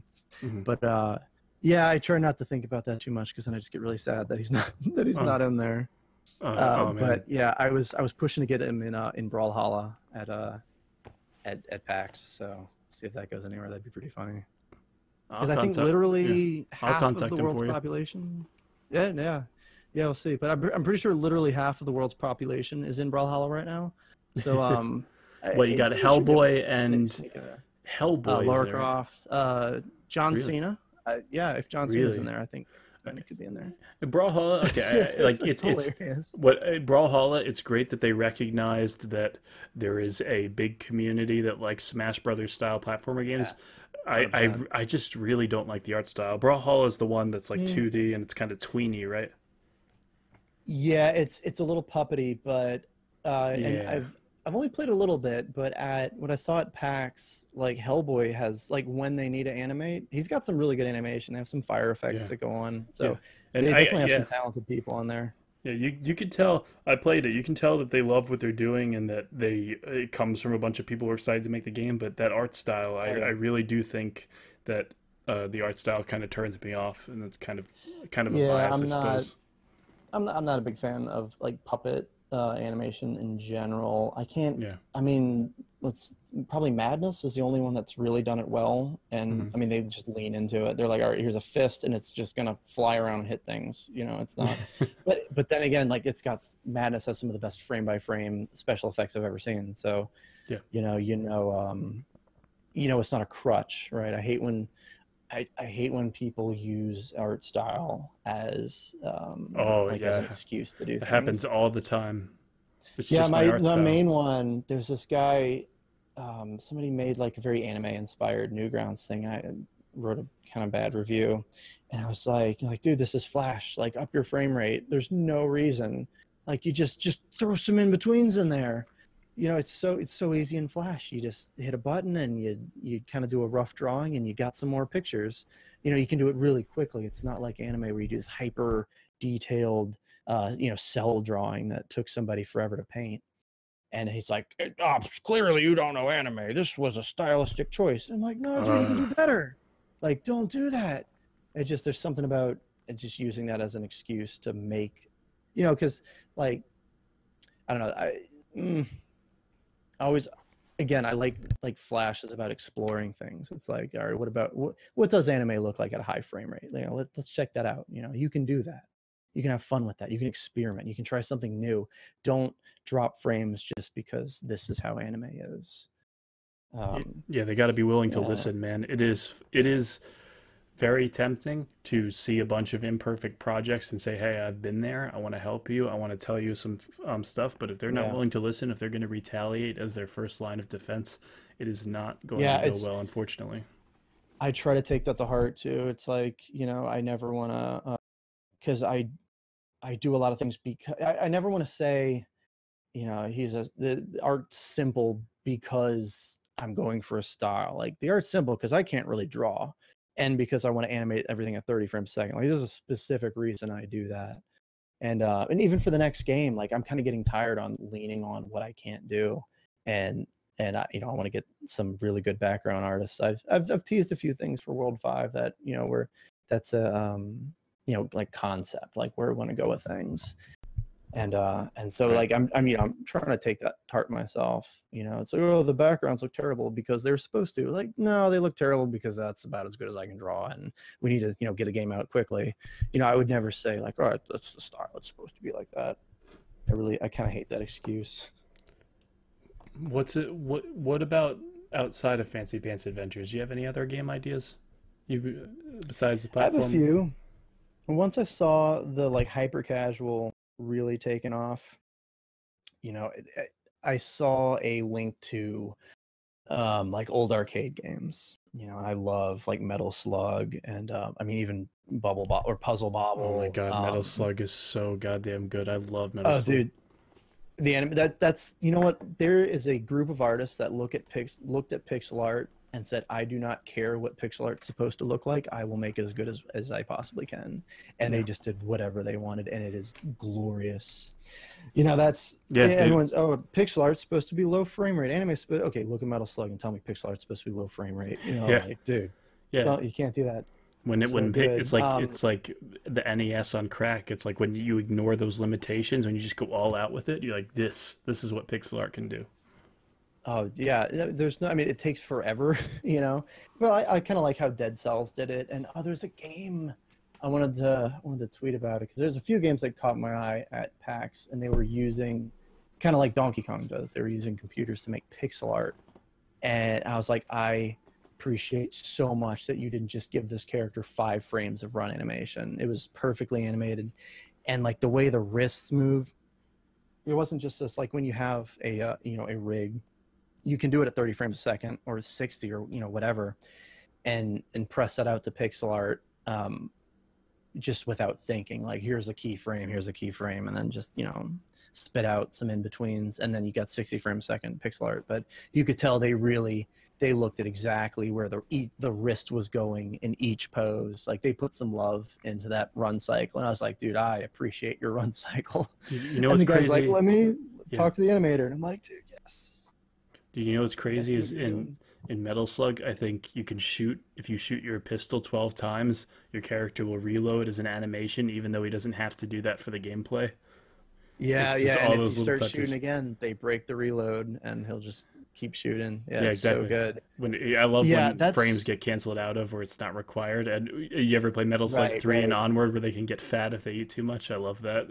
Whoa, big. That's Yeah. it's so Uh-oh, good. But big. that's a gameplay mechanic. Like they said, what Yeah. happens if you eat too much? What if your bullets got fat? That's a good idea. Let's do it. Like, oh my God. Like I appreciate the artistry in the what ifs, right? There's a whole art to what Mm. if. You And wanna yeah, Metal Slug 3. Oh my gosh. is that your So favorite good. one? It's the one that I've played the least, so when I pick them up, I'll go to that one. I played the first one the most in real arcades, and Mhm. I appreciate that you can get through the first level pretty easily without dying. And it had like I was saying before, it's got that identity to it. Every decision was made uncompromising to make Metal Slug. Yeah. And even if it's not too hard, it's not. Um, Maybe not as uncompromised as I would like, because it is hard on purpose to eat your quarters up. But I so maybe I think I don't think level one is. I think level one tries to be. It has a vision for what it wants to be, and it lets you do it. Okay, for instance, every single bad guy in level one, nobody shoots you. You don't have to. You don't have any hit scan shots. You don't have any bullets. They're all chucking grenades at you. It gives you plenty of time to jump out of the way, mhm. right? And then you got explosions going on, and you're jumping around and you're shooting down at them. It creates this just great like gameplay feeling, and it's okay that it's not like level one. I don't think scored much, and they're like, this is what we're going to do. I don't care if it doesn't eat the quarters. We'll let the player get through level one. We're going to make this very specific type of gameplay, and then we'll start munching quarters after that. Yeah. But I think Metal Slug 1 nails that feeling in level one the best. Yeah. And at arcades, I used to just love blasting through level one. Try to keep the tank, blow the tank up into the boss. See how many people you get, or like kind of working up to being able to get through level one on one quarter, And they've which been I yeah. don't know if it's possible after Metal And Slug 1. they've been They really, ripping us off. They've been ripping us off ever since, because the best collection of Metal Slug was Metal Slug Anthology on the Wii and the 360 and stuff like that. Because I had on the Vita. Yeah, it's yeah, so good. and then after it's like, oh, you can get Metal Slug 3 and 4 for $15. I'm like, that's a fucking rip. Yeah. And not only that, No, I know. not only that, but you could decide how much continues you had on Anthology. And not only that, but Anthology was the Yeah. first release of Metal Slug 6, a brand new Metal Slug game. How could a collection get any better than that? Yeah, dude. Because wasn't 5 like, was it on Dreamcast or was it just on the Naomi board? I don't Like, remember. I because would it believe had that a it's on very a specific yeah. look to it. Uh, I thought that was six had crazy seeing. six had a specific look to it. Six even had Yeah, some yeah, yeah. some King of Fighters characters in there, and then Yeah. they had Metal Slug 7 on the 3DS. And if you look in the interview section of Metal Slug Anthology, they said, "What was the most heartbreaking thing you had to cut from Metal Slug 6?" And he said, "Well, we had this idea for a T-Rex that had a giant battery on the back of its head, and you could like ride through and shoot the troops or whatever. And sure enough, in Metal Slug 7, you get a giant T-Rex and there's a battery on it." And I'm like, hell Oh, yeah. nice. They had Yeah. some concept art or frames already done, and they're like, dig them up, let's go, we're Yep. doing it. Definitely. That's so good. Yeah, I mean, 3, I'm pretty sure that 3 was the last one that the original team did. So I think after that, you lose a bit of the feel. Like Yeah, Metal Slug kind of happens as you play it, but it doesn't feel like you're yeah, playing Metal Slug as much. right. I heard And I do 4. I love heard a lot of fans don't like 4 because it reuses a lot of cool. assets. Yeah, I think well X kind of does that, but I think like 4 just you can kind of feel when a game's doing something new or when it's doing things because like It has I to. don't know how to describe it because there's a thing where you can just feel it's such a vague like non-scientific thing, but when I didn't play Dark Souls 2, but it sounds like Dark Souls 2 had the same problem where a different team was trying to copy this original formula instead Yeah. of adding to the identity, they just copied the identity. Don't talk about It's my like son every like now and that. then. What's that? Don't talk about my son like that. Yeah. No, I He's get it. shadow. I get it, man. A lot of people don't like Dark Souls 2. It's far from perfect.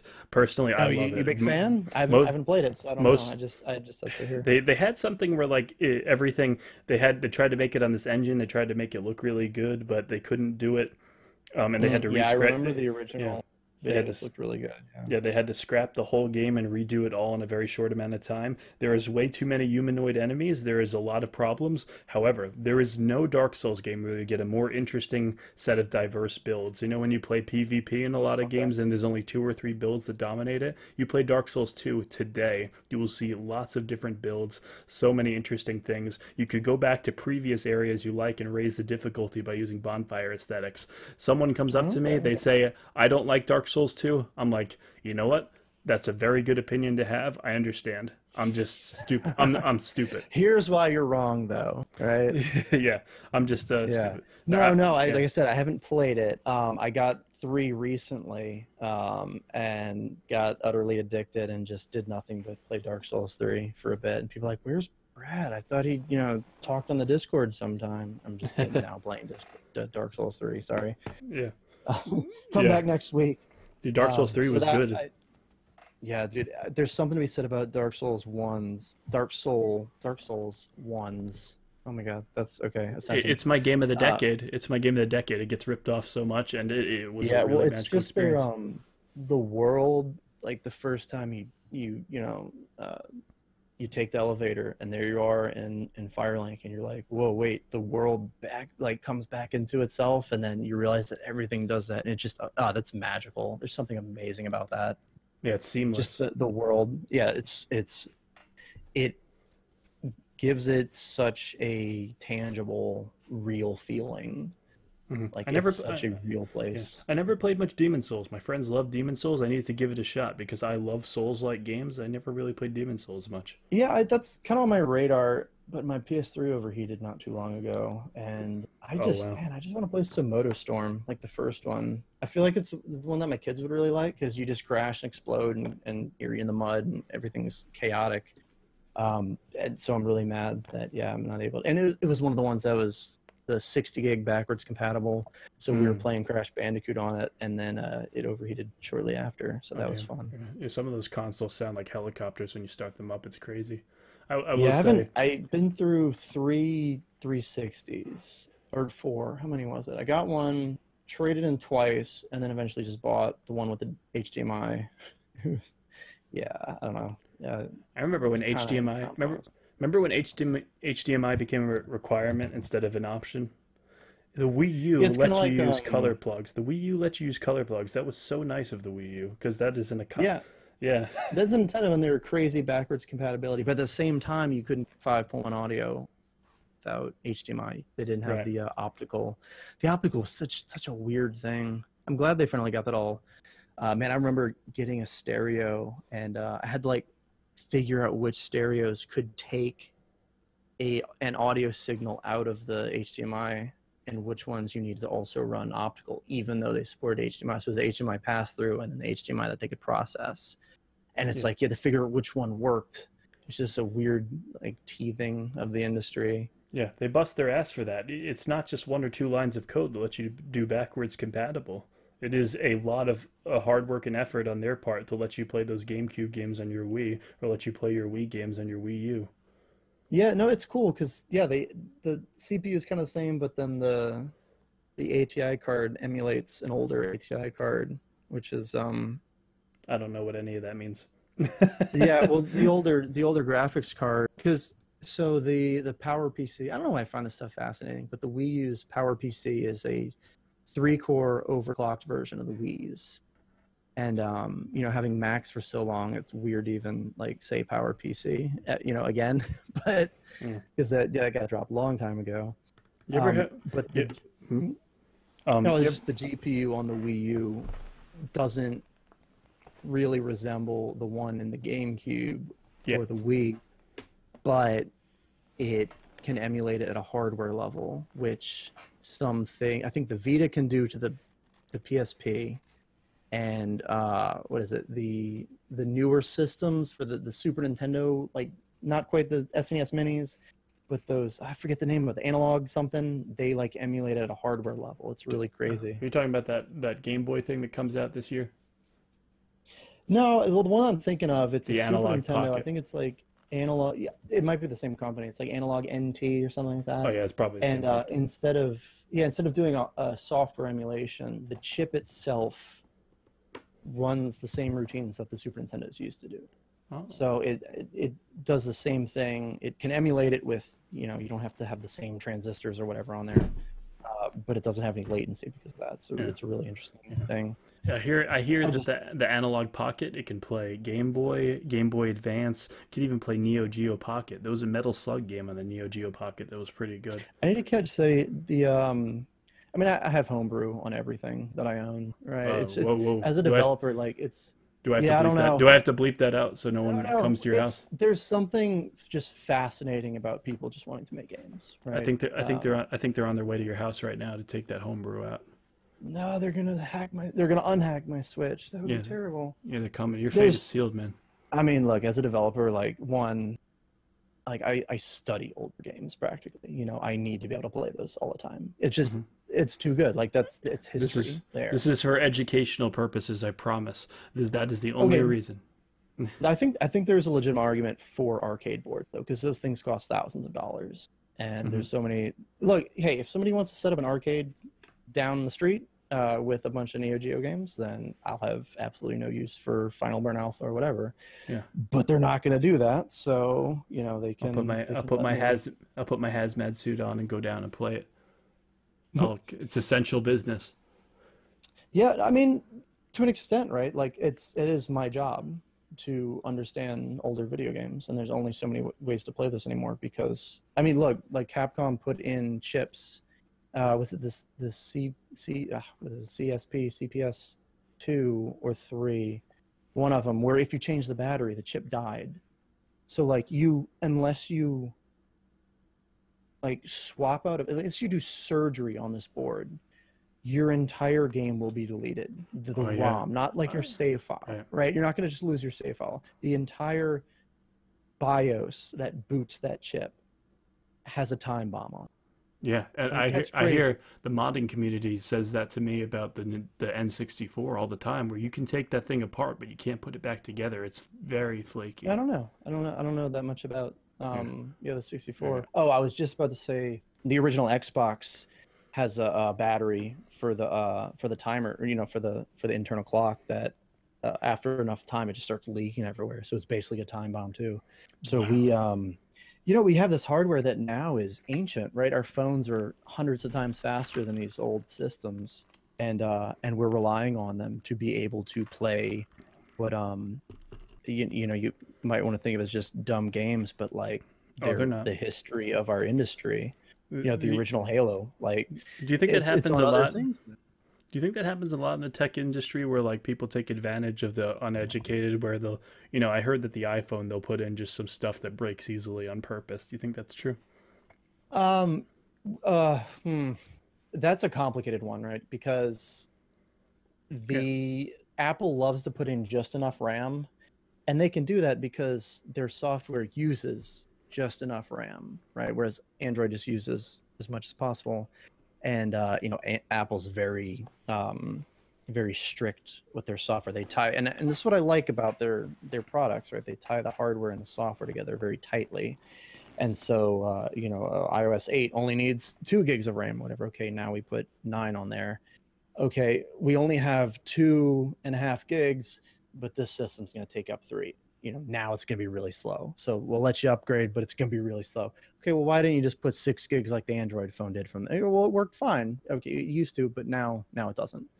So it's more complicated than just they flip the switch and now the phone's slow. It's that Apple makes the hardware to be almost just good enough, and they know how to get the most out of that. So then once they upgrade, it's usually the RAM that does it. And I think the iPhones finally have enough RAM for this, so it's not as much an issue. But going from, I think it was the 4 was the last one that got cut off, the 5S, because the biggest jump, or it's the 5, and then I think the 5S or the 6S, one of the S's, the only major improvement on it was that it has a bunch more RAM than the one before it. And so that's the phone that's still supported because it's got a ton more. And it's like, and not only as an outsider looking in, if you don't know much about tech or anything, but also it's just, it going on behind these closed doors where how often do they neglect an update because they're like, no, we'll save that for the next version of the phone. Right. But at the same time, I do like, Steve Jobs is a bit of a jerk, but I think he has said a few things that are worth, kind of mulling over. He said he's not a jerk anymore.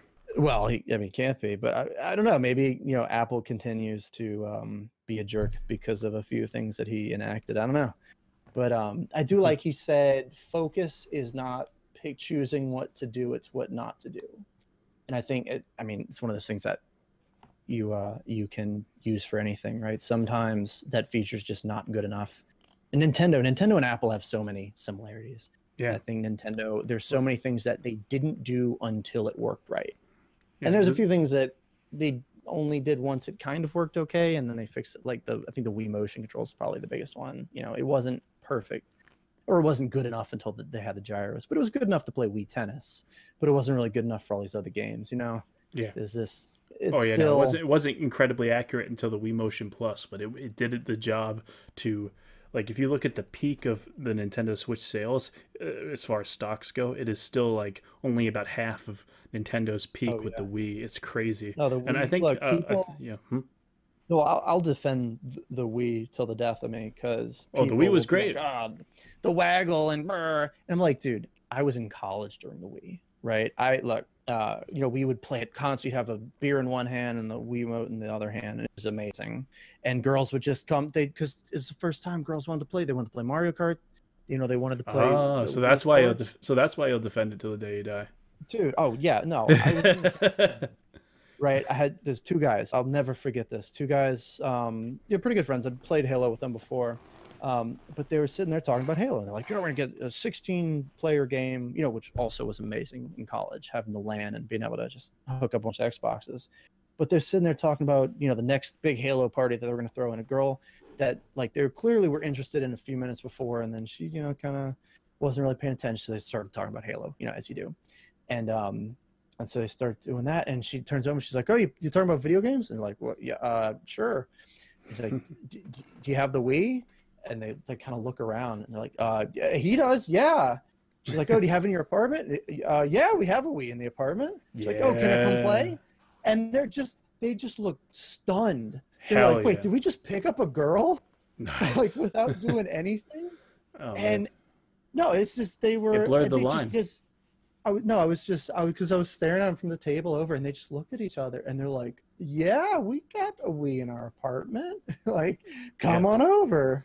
It blurred the line. Happened. Because video games are no longer this abstract, nerdy thing. You look at how video games are now. The average person plays video games now? It's not just a nerdy thing. You could be a perfectly normal person. There isn't as much as a stigma anymore. Well, it started with Flash games, because Congregate, I'm pretty sure. No, as everything else in video games, it started with Flash games, because I'm pretty sure if you look at the demographics for like Congregate and maybe Armor Games, but it was a lot. It was a very high percentage of females playing. If the economy swings up and goes in a positive direction, I think you'll be campaigning. Say, you know why? Because Flash games. This is every good thing that's happened. Flash games are the first. That's it. No, hey, Dow's up. It was probably Flash games. But no, it's that, and then Nintendo with the DS and Animal Crossing, and my wife is still begging me to get her own Switch along with Animal Crossing. Mhm. And you don't see that with other games, and there's something special to be said. I will always defend those games, like Boom Blocks on the Wii. Like Dude, my yeah. cousin, we would hang out in Florida. We would do a big family Florida trip, right? And we play some Smash Brothers. We play whatever, and then I pull out Boom Blocks one year, and she was hooked, and we're like, let's go to the beach, and she's like, I want to play Boom Blocks again. And we're like, what? Like, Dude, it's what is this funny. bizarre universe? It's funny you You bring know, up we're Boom Blocks because I picked that up at GameStop about a year ago recently, just for like 98 cents. It's got oh Steven dude, it's so Spielberg's name good. on it, It's and so good. it's just I remember it has a level editor, and you just blow stuff up, right? Like, what do you do in the campaign Yeah. that's different from No, that? the campaign, it's clever. Two doesn't have as good of a campaign because they're not as clever. I think with one they really Oh, went there's a for it. two. Yeah, two I didn't enjoy as much, but one there'd be a section of just knock stuff down, get points, right? But then you have to knock some, like there's a later where if you hit one, the block will disappear and you have to leave things balanced, and it gets really um it gets very, I don't want to say complex, but it gets very precise, which is really fun. You have to knock at certain points out to get to a certain amount. Like it gets very clever with how you have to be precise. And since you point and then lock in the pointer, then Then you they throw it, can, right? yeah, you lock it and then you throw it, so it can be very precise because you've already decided like this is exactly where I want to throw. So it's not this kind of vague thing. Yeah. And man, the moment I fell in love with Boom Blocks, I was playing multiplayer. I think with my cousin or somebody, and or maybe like my younger cousin. I was just messing with him, and there's one where you do, like you both have castles or something, or which one? There's the multiplayer they have, like you break each other's castles, which is very kind of normal Boom Block, and they have one which is more like shuffleboard, where you have to slide the pieces into the goal, Hmm. and then you get points based on the piece. We could do a And I lot with just it. go, well, I get like one thing in, so I get like a point, and then I'm like, but what if I just throw a ball at your piece? And so I point, and he's like, don't do that. And I just wham, I slam it because it's a mini game, multiplayer thing, just very much about like shuffleboard, being very precise where you're getting the block to slide. And I just chuck a ball at his block. It just goes flying out, and he can't do anything with that piece anymore. And it's like, hey, don't do that. Kind of like winking at me at the same time. And so I just destroy him because I just knocked all his pieces into oblivion. And it's one of those things that's like, I didn't even think of doing that, but I can. And it was hilarious because that's how I wanted to play the game at the moment. And, next game, if you want to play more fair, you don't have to do that. You can win, however you want. But, Yeah, there's a but it was lot to be just, it said for gives you that those freedom. physics-based games. Oh, yeah, it's so good. Another underrated game was you ever play Elebits? Yeah, no, one of my room when the Wii was new. That was really good.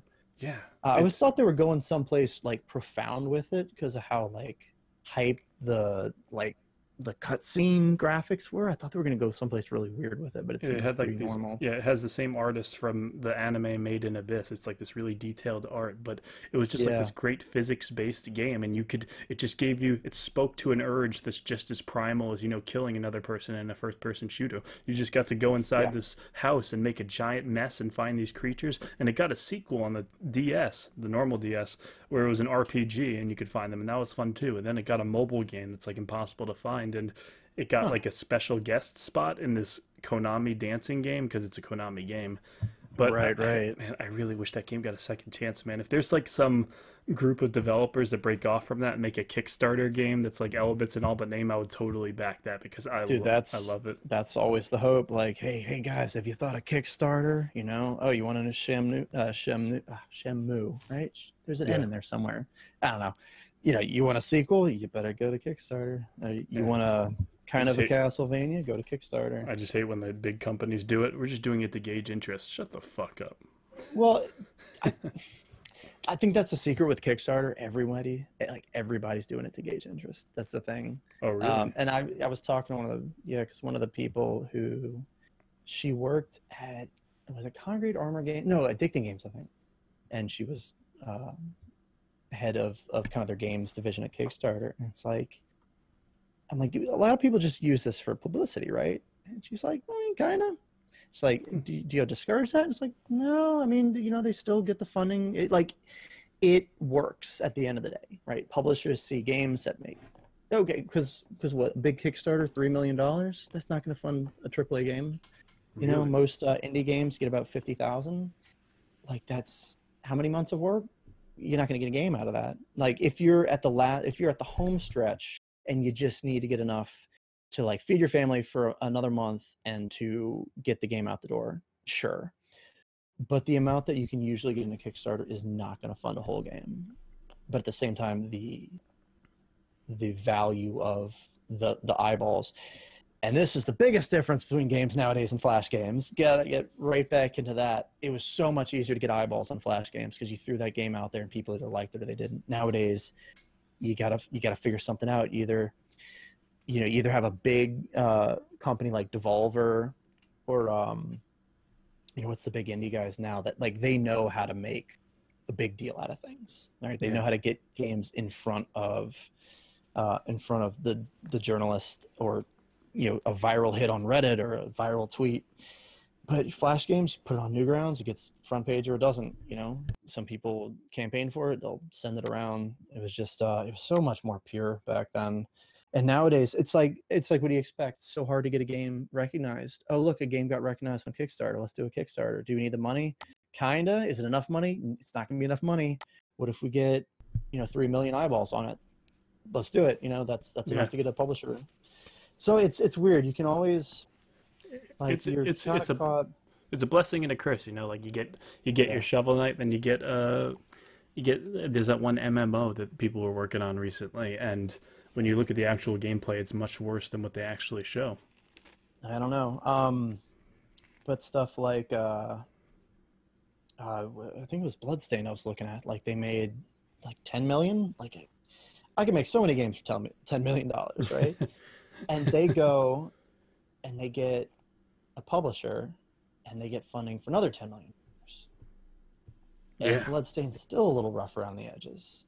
It's like, where did all that money go? One. Exactly. And like, was this, I don't know, like, was there not enough accountability to the people who gave you money in the first place? Yeah, I think when you get too much money, you start to get too comfortable, even if you're really passionate about your project. And Bloodstain, it looks great. I've heard that it's great, but again, rough around the edges. I looked up the footage, and some of those animations, they're a little chunky for the amount that it got. But that's the thing, like, for a 2.5D game made by industry veterans, 10 million is not enough money. And I don't think nobody understands that. That's just not enough money. Yeah. And man, one of the things that, even as a developer, that opened my eyes was the Skullgirls. They did, I think it was a Kickstarter just for one character. I love Skullgirls. And it was like, but like you might know more about this than I do then. For one character, just for the animation, they were asking for $150,000. And I was like, dude, I can animate so many things for $150,000. It's weird. People don't understand how expensive video games are to make, right? Like, you even think about, well, to feed my family for a year costs this much. Okay, now add 10 people. Like, that's a hard ask on Kickstarter, like that amount of money. Nobody thinks about that. They're like, oh, 50,000, that's so much money. I could buy so many tacos for $50,000. Like, but you can't make a game for it. Well, they have to be upfront about it, right? So if someone's just asking, because like the actual Skullgirls game, they didn't ask for that much money. They were just trying to top off and pay their workers. I think that's completely fair, because they finished the game. They weren't saying, all right, now we need this much money to finish the game. They were saying, because they had Capcom, right? They had Capcom until the end or something like that, right? Didn't they? Was it? Or was it Konami? I forget. There was someone. They lost someone. I didn't follow Skullgirls 2. The only thing that I really know about Skullgirls is they hold the Guinness World Book of Records for most animation, for the most frames for a character, and Fancy Pants Man has easily double that. So we need to knock him off of that throne. devil's advocate, some asshole comes into this voice chat right now and says, Dr. Neo CF, what do you know? That's just a stick figure. They don't have these breasts they have to animate going up and down and all this stuff. Oh, well, What do you know? I mean, I can fix that if that's what's required. But... Well, Cutie Pants is coming out soon, so we get to see. Oh gosh, she's like 8. No, man, no. Turn away. We are not going for that section of the internet. No, it's Well, what is Cutie Pants? How is her moveset even different? If we're going from she has because I'm the master host that can cat. segue from breast to Cutie Pants. Have you played Fancy Pants? I don't know. No, I played. You know what? I'm gonna. While you're talking, I'm gonna fire up Super Fancy Pants. I'll stream it while you're talking. There you go. No, so super. That's actually not a bad idea. Have footage or whatever. But no. So Fancy Pants Man. Okay, I think I have the buttons coordinated. So Cutie Pants. Actually, she's on Congregate. So for the World 1 remaster, I added her as a playable character. She was supposed to be in World 3, but then we, with EA, we decided to just focus on online multiplayer. And for that, it was just better to keep the same character, four Fancy Pants Mans running around stomping on each other. So she didn't become actually playable until pretty recently with the World 1 remaster, and that's free on mobile. Mm-hmm. And is it not? Yeah. So the remaster's up on HBO also. So she has her cat, and I was always from the beginning. I didn't want to just add like the gender swap character. To me, the right way to do it was always Dixie Kong, right? Because she was different from Diddy Kong, and she was awesome. And so Cutie Pants, I did not add her until I could do her justice, and she has the grapple cat. So yeah, she does have the grapple cat, yeah. So yeah, grappling hook is the best 2D platformer mechanic ever made. So I had to get it in Fancy Pants eventually, and so she throws the cat out and can swing on a jump rope tied to her cat, because I mean that's how kids treat cats usually. So yeah, that's how kids get to school today, I believe. I thought it was like the Fortnite. I just imagine a bus dropped them off in the air, and then my character's going left automatically a little bit. I guess that's just my controller. Do you have the momentum. a controller plugged in? Yeah, I have a controller plugged in. I'm using the 360. Yeah, it's a 360, but I'm using the D-pad instead. If you just click on boss door in the chat, and then it should show an option to watch. Do you see it now? Yeah, he's just trying to walk. Try. Can you try unplugging and plugging back in the controller? Let's see what happens. Oh, but you're seeing it, right? Yeah, no, he's just kind of running, but he's not moving. There was some issues with another like Super Nintendo USB controller that I had where it output like 0.00001 on the D-pad. Yeah, when he's standing still, it does that, but when he's running, it does feel good. Try unplugging the controller and plugging it back in. Maybe just use the analog instead of the D-pad. The D-pad might be outputting something weird. Yeah, I unplugged it twice. It seems to still be doing that, but Can you just quit it and open it up again real quick? Okay. Do those pants change your moveset? No, I've that's in the notebooks under concepts, different like angry pants and electric pants, but they never went anywhere. So many ideas that have been, cutting room floor. Mm-hmm. I've been wrong before, but so far I don't see anything. Stream has. Okay, yeah, try not touching the D-pad because I think the D-pad might output weird numbers for 0. In the newer build, because I kind of use the same engine for the other games, it's just loading different levels and such. Okay. I think I fixed that. I haven't uploaded Super in a while, so yeah, yeah, it looks good. Man, these physics. It looks like these physics the game that I made. These physics are better than I remember. Oh my god, I love flip jumping like in Super Mario 64. It's just fun to do that. Oh yeah, dude. The game I was working on before this, you had to hold Z to duck, and then if you did that and jumped, you did a backflip, and that was kind of based on Mario 64. But after Smash Brothers, it's like, oh wait, they just backflip whenever. Let's just do that. And I don't think you really even notice it in Smash Brothers. Yeah, it's fun because when you make a game, you have to, try to make a good game first of all. Wow. But then you have to compete with not only how the old games were, but you have to compete with how people think they remember the old games. Yeah. And Oh, wow. World 1 feels like absolute garbage to me now, but people remember Yeah. it fondly. Like And I know exactly what you mean because I went back. I played Odyssey, Mario Odyssey, and the physics felt so fluid and smooth. But if you actually go back and play Mario 64, there's some jank there. There's that you don't even janky. remember. There's something I like more about the animation in 64 that they got rid of in Sunshine and Odyssey. There's a stiffness to Sunshine.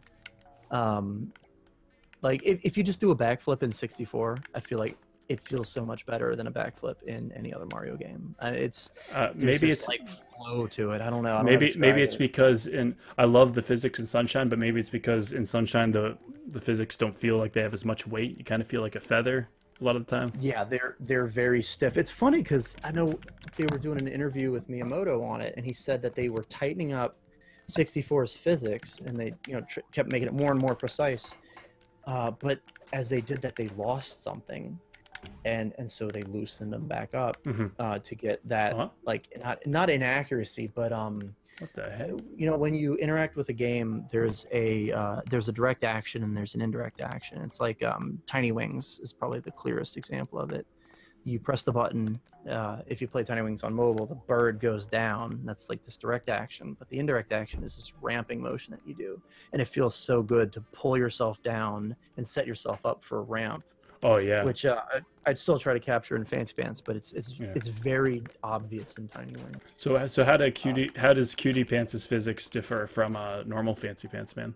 So she's a bit slower, but she has the grapple cat, and the speed runs with the grapple cat are way more interesting because you can hit a spring, go up, hit, and then grapple cat on a wall, which will slingshot you around and kind of throw you forward, going faster than you can go normally. That sounds fun. And so yeah, something that I try to do more with the latest Fancy Pants games is keeping Fancy Pants Man or Cutie Pants at a higher speed.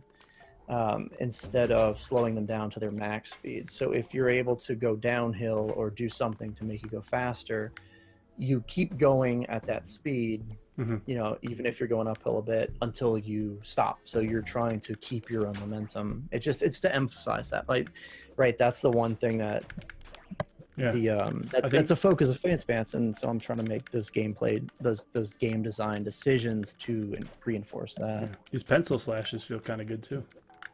Oh, I reanimated those so many times. Yeah, it's sad how many animations I did for those and scrapped and redid. What I like about the physics of Fancy Pants is playing Mario Maker 2. One of my favorite things to do is just when you hold down on a slope and you start sliding, and Fancy Pants Man gives me that in spades. I love it. So that right there, that is there's a secret. Inspired. Is it? Are you on? Oh, there. So that's there for an update that I never really went. I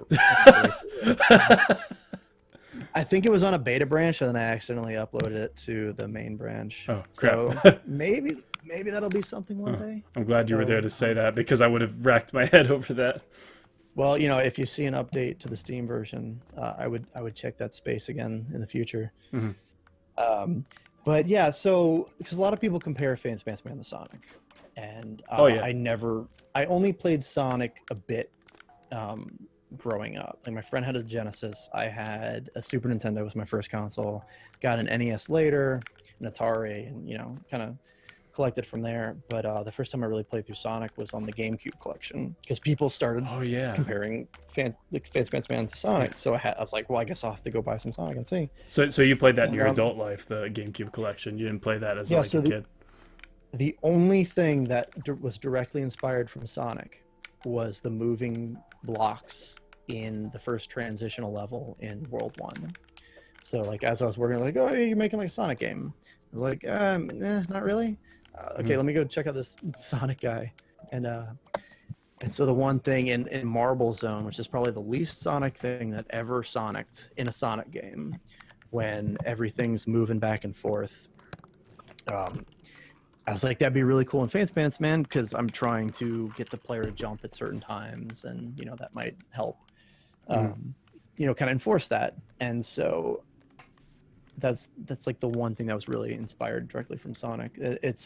I don't think Right. you'd ever think about that one. And it always kind of But it's always kind of disheartening when it's like, oh, I have this cool idea for a thing. It's like, well, that was already done in Sonic or whatever yeah, else. And you're like, oh, damn, come well, on. like playing Sonic plays so different from Fancy Pants. Like Yeah, you press yeah. the button and It plays Sonic, worse. It plays worse than Fancy it, Pants because you go too fast. You can't see what's going on. I just well, like. you eventually go too fast, but it takes so long to go too fast, and you only go too fast if you're going downhill. Hmm. I can point out like where I got certain things. Like it's not that I just lifted it from other games, but it's like I played that and I was like, yeah, this is how this should be done. Like this is how this works really well in a video game. Where do I go from here? So go back a bit. So this is like the Nintendo hotline. I'll be charging you 50 cents. I think would be fine. No. No, just check out that. So I do use the camera to kind of show you what you should be focusing on. And I mean, like, let's think about what the main aspect of Fancy Pants Man is, right? Running down a hill, jumping from a ramp. You're gaining that momentum. And I mean, there's got to be a bigger ramp in this level, right? Maybe I can go down this ramp and go up to the cat. I think she wants the cat. Crap.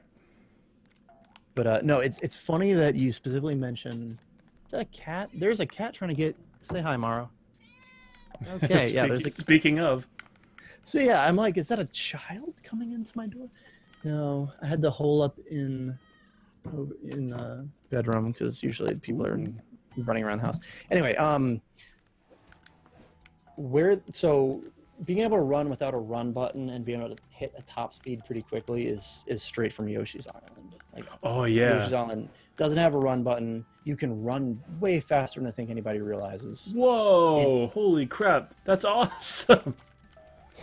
Damn, that feels awesome. Go on. Yeah, remember I was saying about the different directions, holding jump, all that. So dude, those arrow sounds are from Context. Yoshi's Island too. Yeah, kind of. You're taking cues from Line Rider. Yeah, I always got people be like, oh, so you made like Line Rider but a platformer. I'm like, oh, but because being able to draw a platform is such a cool idea, and we never really took that to this. I consider the inkboarding more of a polished swimming from the last game, because swimming is a bit slow and you could only do it in certain areas. Dude, that is so cool. Oh my god, I love just physics that feel good. And yeah, thanks. No, I put a lot of time into like, all right, if you're going slow, should you have more control? Should you have less control? Do you want to, I started from being able to just do a loop, and then like we have to keep that loop feeling good. Can't make it feel sticky or anything. It gives me the same highs that you get from playing like a Tony Hawk game. I just love games that have good transversal, where you're just, it's just fun to move. I mean, that's Fancy Pants 101. It's got to be fun to move.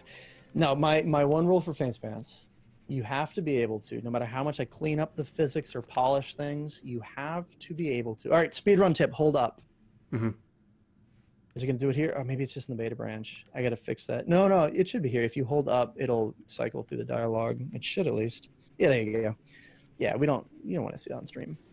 You don't want to spoil the story. Yeah, I put that in there right before the awesome game's done quick. And I didn't even think about it, but there was comments that like, oh man, the developer just put in a huge time save right before. And so you're gonna get a better time, and well, Newt Man King, Newt, who did it, he actually had an even better score before that, so it didn't save enough time to like destroy his previous score. And honestly, I just did it because I didn't want to watch it on screen. I don't want to sit there and watch dialogue. Like, of course I'm going to watch a speed run of my own game because it's amazing. Yeah, you feel kind of guilty. You feel kind of guilty holding them there when they're just there to play the game, Yeah. No, it's the same thing. I have to test the game over and over, and I get. So, all right, another big part of Fancy Pants, knowing when to jump and when not to jump. Okay. I don't know if that's cryptic. It's probably not cryptic enough. But back to the thing that's influenced. There's two games that influence the actual flow of Fancy Pants the most. There is, like you said, Mario being able to slide, and there's this one part in Mario 3 where there's this little ramp, after a big slide, and I always loved that feeling, and I wanted more of that. And Mario never really explored that. A little ramp after a big slide? You mean like a slight slope instead of right after a steep slope? Well, no. So in Mario 3, one of the later levels, I need to pull this up and put up a YouTube video because I reference it. Oh wait, hold on one second. Your voice is kind of staticky. Let me see. It's probably just my computer trying to process. Probably just my computer trying to process streaming the game and voice chatting at the same time while recording. Try talking again. If you want to stop the video from, because the video is breaking up anyway. If you just want to turn off the video, okay. I kind of know where you are. You can tell me about it, and I'll comment on it. Yeah. Are we good? All right. Yeah. So the biggest influence on Fancy Pants Adventures is it's like the only ramp in Mario 3. There's a big, you press down, there's this big slide, and then there's this tiny, tiny ramp, and you have to time it very precisely just to jump off of that ramp, but you can go flying if you do that, and I love that feeling, and it was never explored again in Mario, not in Super or Yoshi's Island or anything. What level was that? I'll look it up. That's the thing. I need to put a video on my Twitter or YouTube with that, because I always reference it and I cannot remember. I think it's in one of the later ones, either Pipe World or right before that. I think that's Big World. So like, as long as it's not that level, between 6 and 7. As long as it's not that level where you have to freaking some level where there's an infinite loop unless you take a shell to the ceiling or something. Oh, that's Super, I think, right? Where you no, have that's 3. 3, shell to the ceiling. Oh, you fly. I always flew. You're supposed to do a shell, and I just flew anyway. Interesting. No, there's a few of those in Mario. I think the worst one's in the first Mario game in the castle. The bidding, you have to like go high, low, or medium, or whatever. Oh yeah, that. But so there's that, and then in the Looney Tunes Game Boy game, which is one of the first Game Boy games I ever had, and it's an amazing game. I think it's a completely underrated platformer. Looney Tunes on the original Game Boy. I think they made a Game Boy Color version. But when you go down a slope, you go faster than normal. And if you can jump and keep jumping and time your jumps and jump on bad guys and you jump over ledges, you'll keep that higher speed. And I always loved, because I'd play the game over and over again, like we all did when it was the only game we had. And so I would kind of challenge myself to run down a slope and then jump on these little bitty platforms and then kind of slam into the boss at the end. And that feeling of like going faster than you really should. That's where I got that from, because I know Sonic did that where the camera doesn't quite keep up with him, whatever.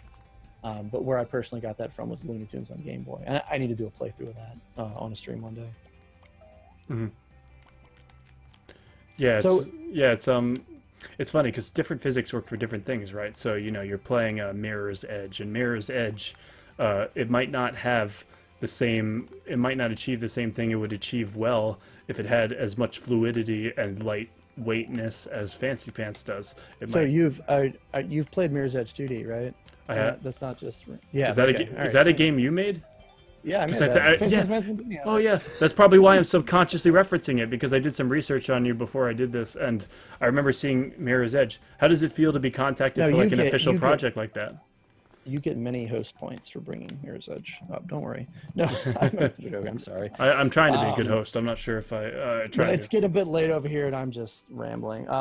No, that's what led to Fancy Pants on 360 and PS3. No, I got an email. It was like, hey, we're EA. We're working on a 3D game that has free running and parkour, and it's kind of Fancy Pants in 3D. Do you want to make the 2D version? I'm like, well, that's what I do. Then imagine saying no to that.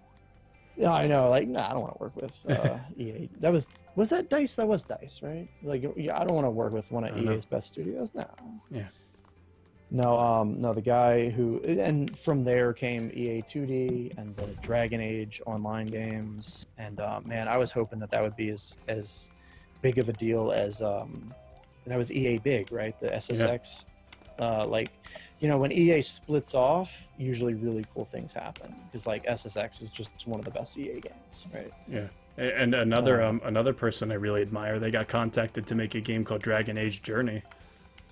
Yep, we were over at EA at the same time. Dan Stradwick? Yeah, Monsters Den Book of Dread. I Good don't want to fucking mispronounce game. this last name. No, Good fucking game. we were over at EA Redwood at the same time, and we're just like, yeah, Flash developers. Yeah.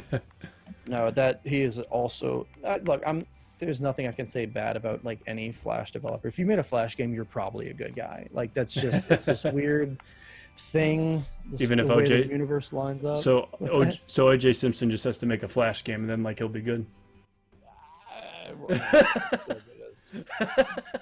Well, is You're like, whoa. is it a tower defense game? Okay, if you can become celebrities, right, maybe it'll be right. Man, dude, again, this ink surfing just feels so good, man. Yeah, thanks. No, it's from with Super let me back up because I tend to do this.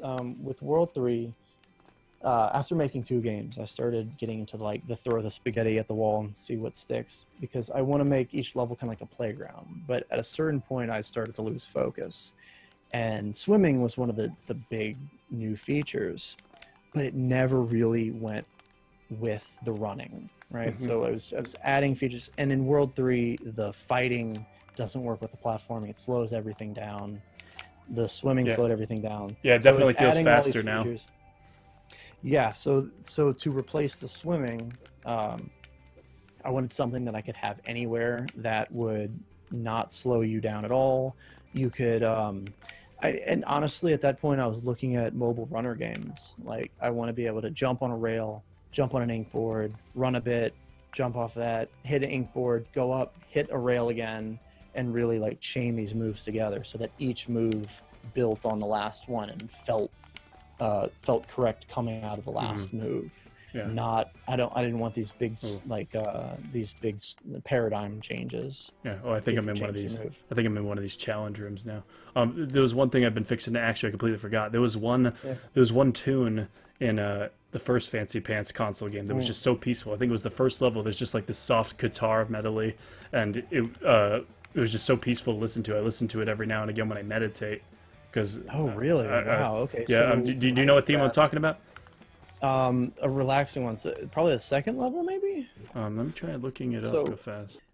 For Super, I just started tearing up because it just nailed this like feeling of Fancy Pants. Yeah, that's always another thing, because such a rush of emotions from it's crazy. It is a rush of emotions, because here's the thing: is you could build up this perfect idea of what you want Fancy Pants to look like in your mind. So, for example, I've drawn pictures. Yeah. I've drawn pictures where friends of mine have colored it, and I'll say, and that coloring isn't exactly what I had in my head, but it's still so beautiful to see that someone built on your work and added their vision, and it's a. But they're speaking that emotion, right? That's what art is. They can have their opinion disregarded by me, because video games are the purest form of art that there is, because it's communication of emotions and a tactile feeling. It's a direct communication with a viewer.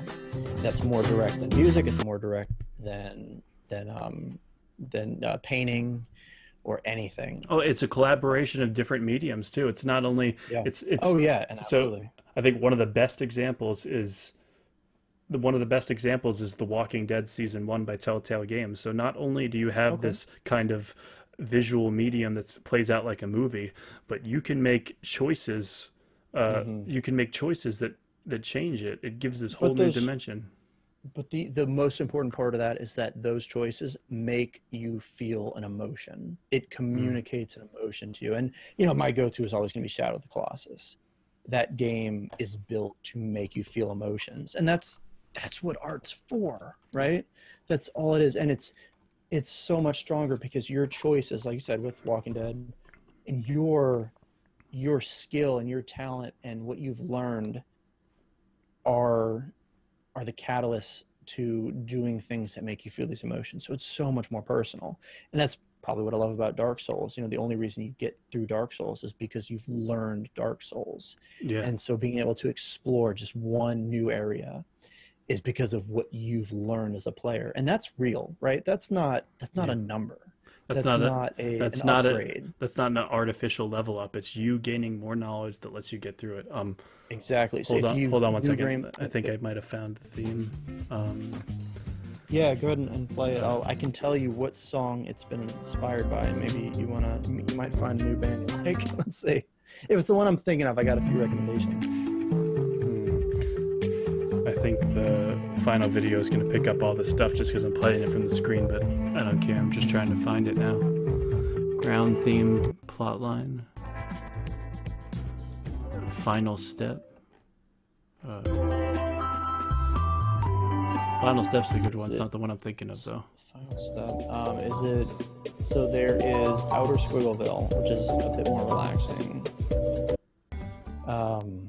This is for 3, right? No, I found it. It's Oh, yeah, okay. it's just called Squiggleville. Hold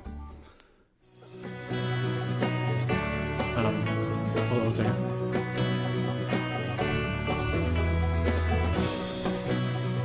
Okay, yeah. That's just that's the first Squiggleville. Yeah, yeah. Yeah, I don't know if I think of that as relaxing. Oh, you know, I think of it as like, when you buy a new game when you're little and you hear the sound for the first level and you're excited to play the rest of the game. That's the feeling that game gives me. What we were going for is a driving forward momentum. Right? The player being carried forward. Because there's times when, even when you're like really into a song and you listen to it, you don't, like, if you're just not in the mood for a song, you listen to it and you're not carried with it. It kind of like leaves you behind. And so we were, I'm trying, man, what was the first one? I'm trying to remember if it was just a like reinterpretation of the original Fancy Pants theme. I'm gonna have to look because I actually had a few. There's music that I really like. I'm really particular with music, but there's music that I really like that. I don't want to say like we wanted to copy it, but it was the right emotion that I wanted to capture. Yeah. You were inspired by it. You captured the feel, but made your own.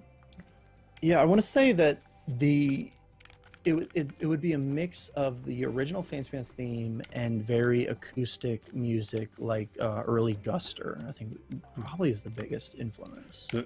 Crap! I suck at this game. It's a lot of fun, but I suck at it. Did I misinterpret the feel of that song? Was I supposed to feel depressed by it instead? No, it should be pushing you forward. Right? It has that feel. It should be motivating. It should be yeah. You want to keep going, and that's a difficult thing because I want to make, when there are parts where the game's more about exploration, you can almost feel like the music is leaving you behind, and so that's something that I need to figure out for the next game. If I want to let the player stop and find something, or find a different path, or just like sit and play around for a bit. Like, what if the player just wants to sit there and try to make a really hard jump? Should the music be trying to sweep them away? Should I go so crazy as to have different music for like different level sections? And that's something something a lot of iOS games get wrong, is you have to consider that, like, for example, when you make Overwatch had this annoying sound effect on one of their soundtracks for the main menu, and they went back and patched it out because a lot of players sit on the main menu while they're going and doing other things.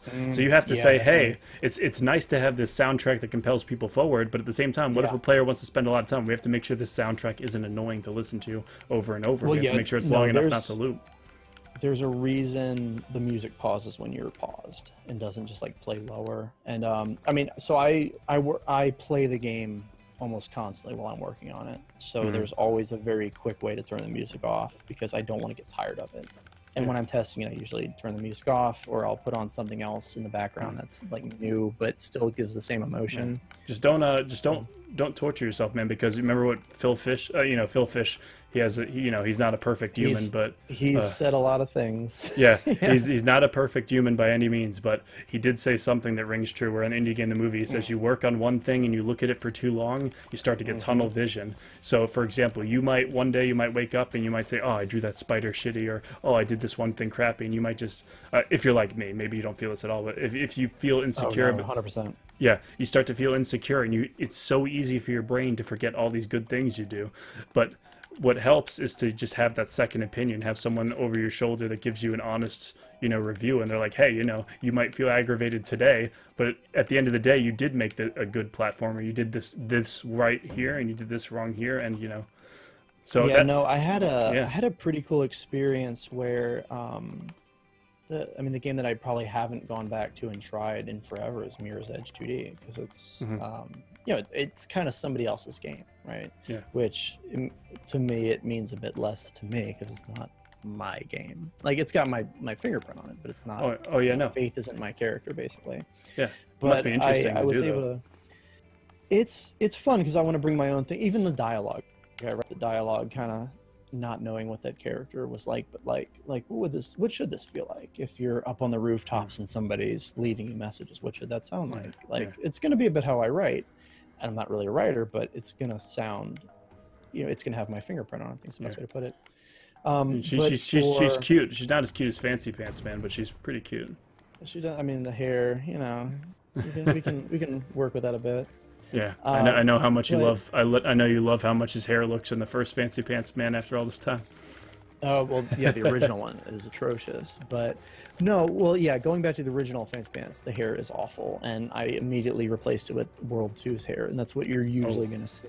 It's raining. It's raining ink blob monsters now. Holy crap, they're everywhere. You're in a good place. I hope you like the combat, because it's gonna kick it up a bit. Oh no, it's an upgrade from the previous game for sure. Oh yeah, definitely. But no, with Mirror's Edge, I went back and I played it, and it had been so long since I've played it, and it's kind of a World 2.5, and as far as the engine goes. So now that I've been doing Super, I've moved away from any kind of vestiges of the Fancy Pants engine. That I was able to listen to it with the music on, which I don't really do while I'm working on it, and just kind of let it sink in and see it with fresh eyes, like for the first time ever. And I was like, man, this is a pretty good game, just because the music's so good, the remixes that they got, and I spent forever chopping them up, like finding just the right loop from these just incredible remixes of the main theme.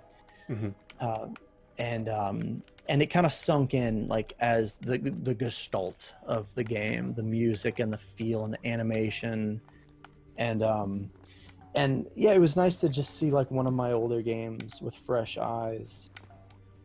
It's just not something I get very much. Usually I'm kind of disappointed. I'm like, oh, I've done this so much better, with Super. The jumping feels better, the combat's better, all this is better. But with Mirror's Edge, it was so different from what I'm working on now, that I can just be like, this is good. That's something I said to Odin too, and I had him on the podcast, was that discomfort you feel when you're like, oh, I didn't do something exactly right. That's what separates you from other game developers, is that discomfort drives you to do better. That's the thing, man. The first time I remember I uploaded World 1, and then I had like a night class in college. I think it was a acting class or something. Oh, I got a lamp head. Go on. Oh yeah, the lamp. That's one of the best hats. That and the fox hat, right? The fox Does this change how this is just aesthetic? Nah, yeah, it's just express yourself, right? Oh, that's fine. You don't want to change the physics entirely. Then you would have to reconsider every level. I've never done anything that changed the physics, because like you said, every single level is I guess I just play it over and over again until it's tuned exactly how the level's made. Well, and the thing is, it used to be so separate, right? So it used to be like, oh, I just buy the game and I play it and I enjoy the level, but then Mario Maker came out and Mario Maker 2 came out, and and you had these people who worked at Nintendo, and they were sharing tips for Mario Maker, and some of them got nervous because they were like, oh man, we don't want to share too much of Nintendo's secrets, but I guess we'll do it anyway. I mean, even having just a tile set limits you so much. Oh yeah, no, Fancy Pants is far off from a tile set. These are all drawn slopes. Yeah, did I even finish that thought? You've got a lot of thoughts. If I finished that sentence earlier. I said that my one rule for Fancy Pants is you have to be able to land on your head. You have to be able to bump your head on the ground and get into the hurt animation. That sounds painful. Well, how do I land on my head? So if you're kind of running up a slope and then you stop and then jump while he's sliding backwards, he'll go into a backflip, but you don't have enough momentum to finish the backflip, and he'll just land on his head. Oh. So if you're I can't see you sharing the screen, but that's my one rule. All the physics and the player, everything that the player can do has to be so fuzzy that you can who wants to land on their head and hurt themselves? I mean, it doesn't take away health, but like you can interrupt your running around by It's like not jumping in just the weirdest way. it's not a static yes or no thing. It's not just like, you know. Exactly. No, Yeah, it's the no. opposite of a tile. Yeah. It's the opposite of No. having Now everything there's running a now there's a time and place for that. For example, like, you know, Hollow Knight, the combat comes before the combat comes before the and I think Fancy Pants is the opposite, where, you know, in Hollow Knight the combat comes before the platforming. So it's nice to have these consistent rigid tile set based things. But And look, I don't want to give too much away about the next game, but like, have we seen a Metroidvania like that where the focus was on platforming? Can you think of anything? I'm Because I feel Metroidvania. like if that Am I getting we need to do that. am I getting insider Like knowledge a here? Sonic game or a Mario game? I've you know, I let things I have pretty loose lips on Discord and Twitter and whatnot, but Oh man, now I don't feel special. oh, I don't no. Oh man, I was doing an interview before World 3. It was like when it was in the planning stages, and he was like, "Can you tell me something crazy?" And I was like, "There's gonna be a skateboard in the next game." And he's like, "Whoa, insider knowledge!" And then it didn't make it in, but it is in the World 1 remix. So my insider knowledge is not so not. I guess it's not. It's from the horse's mouth, but the horse isn't very trustworthy. What about But, you know, when what you're about at a, what about like outside of stick figures? Like what do you like? What could you draw? Like, you know, like how So far have I you did gone? I actually did all the main sprites for Nefarious. The team who did Nefarious is actually local, and there's not really a lot of independent developers, or not really many developers at all. I'm in Louisiana, which you know, either in Texas or in California, or I mean that's about it. World And 1 so remix is right here. Yeah, no, I was watching somebody do a Let's Play, and then they got to the remix, and they're like, "Hey, an entirely different game. Let's go play this one." And they just jumped in, and they ended the video like, "Yeah, cool, a new game. Let's play it." Yeah. And their Let's Play ended. This cat really wants to get in here. The Let's Play ended with them just being like halfway through the remix. It was so bizarre. It was this weirdest feeling. I'm like, I need to capture that feeling in a game sometime. Like just jumping into something completely different. Like it was interesting. I gotta check if it's still here. Let me duck over and over again. Yes. Yeah. Come on. I'm almost insulted. You thought I might have let that up. That's one of the first things I poured into the new engine. Yeah. Can you take the elevator back there to the top floor and let the king's assistant know I'm here? Okay. But not everyone's it's willing like to. plot. It's Not kind of like plot, right? Yeah, but not everyone's willing to do that. That's a nice gesture, because you think about when Platinum released Bayonetta 2 on the Switch, they included Bayonetta 1 for free, and when they released it on Wii U, they brought it up for free. So just to have a whole game in there, that's pretty crazy. Well, look, if you paid $10 or $5, you know, on sale or whatever, like if you're telling me that my game is worth your money, that's the highest compliment that you can give a developer. And I will do everything I can to give you the most game possible. Sweet, dude. Because like people would be like, "Yeah, I pirated your game, and then it was really good." So, and I'm like, "It's amazing. Like that's I'll take this huge compliment that you cared enough." Right. This woman's giving me a riddle about rain in a volcano. I mean, it's background, you know. It's if you want to know what happened before, you can kind of put the pieces together. So that's not where the guy was telling me to go to. Approach. Super Fans Pants is the Dark Souls of platformer in that all of the lore is just kind of in the background. In the item descriptions. Yeah. So that's not where the pirate guy was telling me to go, though. Well, you have to talk to her and then go see what he says. Welcome to Scurvy Scoops, where we believe in the betterment through ice cream. Just hop in the he's cart already and set grab up. a Yeah, cone. he's done. He's no longer. Oh, blocking. you can upgrade stuff. Yeah. So it's. I don't know if you want a bit of the game design. Yeah, for sure. So this section, and it's a gamble to slow the player down, because this is going to be where like the Let's Plays end, right? Once things start slowing down. For me, it was about creating an atmosphere where Fans Pants Man didn't feel like the main character for a minute. He wasn't. The entire game was not made around him for just a moment. In World 3, you beat a level and the king's standing right there, and he's talking to you about what to do next, right?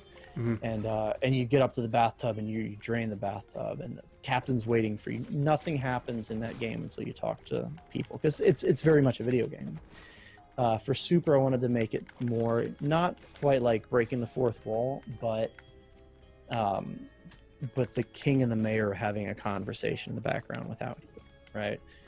The assistant's trying to take care of everything, and there is, I mean, you'll next level, you'll get there, the ink blocks, this thing that's happened to the world, and you're just a stick figure, just another drawing in this world. So instead of everyone being there to talk to you, the only reason that they're there is to talk to you like a normal video game. They're kind of having this conversation in the background. This stuff is happening. Yeah, it's like, can you prove yourself worthy of being, of helping what's happened in Squiggleville? Yeah, it's not just everyone is a puppet on a stage there for when when Fancy Pants shows up. There is context, there is things. Right. So all this stuff happens before you even start playing. Right. All this stuff happens to the world. And, when you talk to stick figures in the first level, and I mean, this is all really simple stuff, right? This is very base. I'm not trying to say it's like this is groundbreaking storytelling or anything. Yeah. But I want to show that there's other people in this world, that there's other doodles that exist. Yeah. It's cool. I'm not sure if other people will interpret it that way when they play, though. They might just say, haha, stick figure funny, cool. And the physics are fun. It's a fun game to carry itself. Well, the problem is, if I stop them and beat them over the head with the idea of what I want, they'd probably just close the game, right? Yeah. Like, there's so many games that I got through 5 seconds of it and I'm like, this isn't for me, or tutorial. Man, what was it? I have a feeling that I played Oh, I can't slash down. Not yet. You haven't upgraded that. Because I mean, look, the jumping down slash is the best move in game. Oh yeah, just ask Shovel Knight. Grapple, right? The best combat move.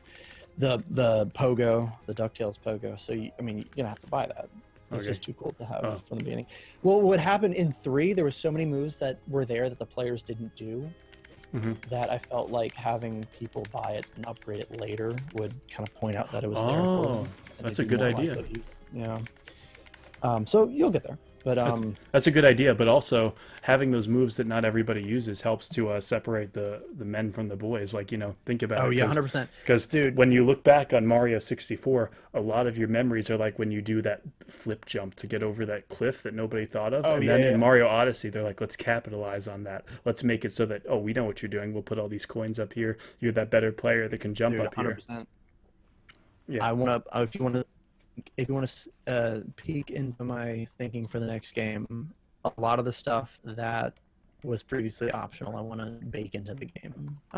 Snow shovel, maybe not juggling it 10 times, maybe leave that as an optional thing, but bigger combat moves, gaining momentum and jumping higher instead of being a star or a collectible or a challenge level. I think that this time should be part of the main game, because I think either and it's all about, like I said before, like respecting your players, like trusting that they can understand what you're trying to do and just not compromising. Because I think there's things that I've tried to like rectify that I do it as a compromise, and then the next game I'm like, how do we do it but not compromised?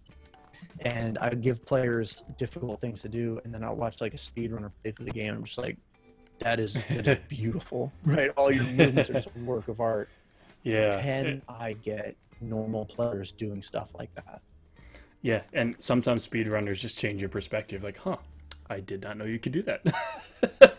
oh yes, so much of that. And it's just like, dude, I need to put that in the next game. That's amazing. Like, that's so cool looking. It's when people are having fun with the game, right? They don't even have to be masters of it. It's when they're having fun with it. Why do you always think they don't care, man? Because if you, as long, again, it's just you're just talking about weird, right? You look at the view time on YouTube, right? It's like 30 seconds. 3 minutes, Well, maybe the maybe, most. well, maybe, but Might this be is, long. but this is a long podcast. This is something people play in the background while they're So doing other they stuff. know what they're, dude. That's what I usually watch. That's good. Yeah. You know, it's weird, right? Because I'll tweet something from the Fancy Pants account, and we'll announce something, and it gets 30 favorites or whatever, and then some random guy will tweet a meme about Fancy Pants Man, and it'll get like 2,000 retweets or whatever. It's just like, like clearly, and that's the main reason that I decided to break super into parts, because of just the reach that Flash games have. That anything that we tweet about these games, it doesn't matter. Like, people don't care. They just want stuff to play. Yeah. And so part 1 on Newgrounds, 20,000 plays right now. Like, yeah, and probably you probably feel better. Well, with when you do it in multiple worlds, it's like, oh, I get to just put up, I'm so excited working in this game, I just want to put it out there, and then I can put it out there. Not only that, the game's shorter, so it might be less intimidating for people to try it. I was talking to Greg at Congregate, right? One of the Greg, the guy who always has the G on his name. Oh my God, I forgot about him. So we always joke that Congregate. Is he still there? Is named that way because of Greg. You know what? I just got a Facebook message from him. I could. Yeah, he is. Look at that. No, Greg's one of those guys that you just want to go like pester and be like, "Hey, Greg, what's up?" Oh yeah, no, I can't John imagine because on Congregate you got that chat right there next to every game you play, and then they put RuneScape on there. No.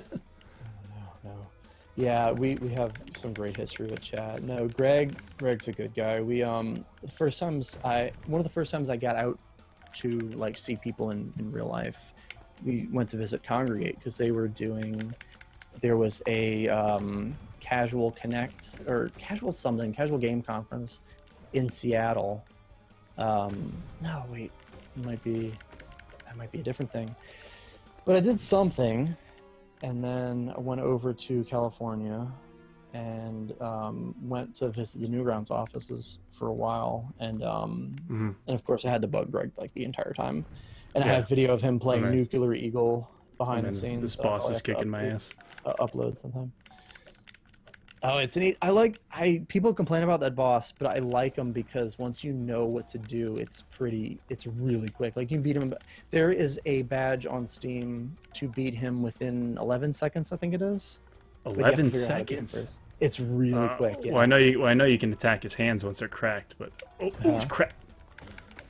So if we stepped outside your career, if we stepped outside Fancy Pants Man and all the stuff we've been talking about already, did you ever play Protector 2? You ever play Onslaught 2? You ever play Gemcrafts?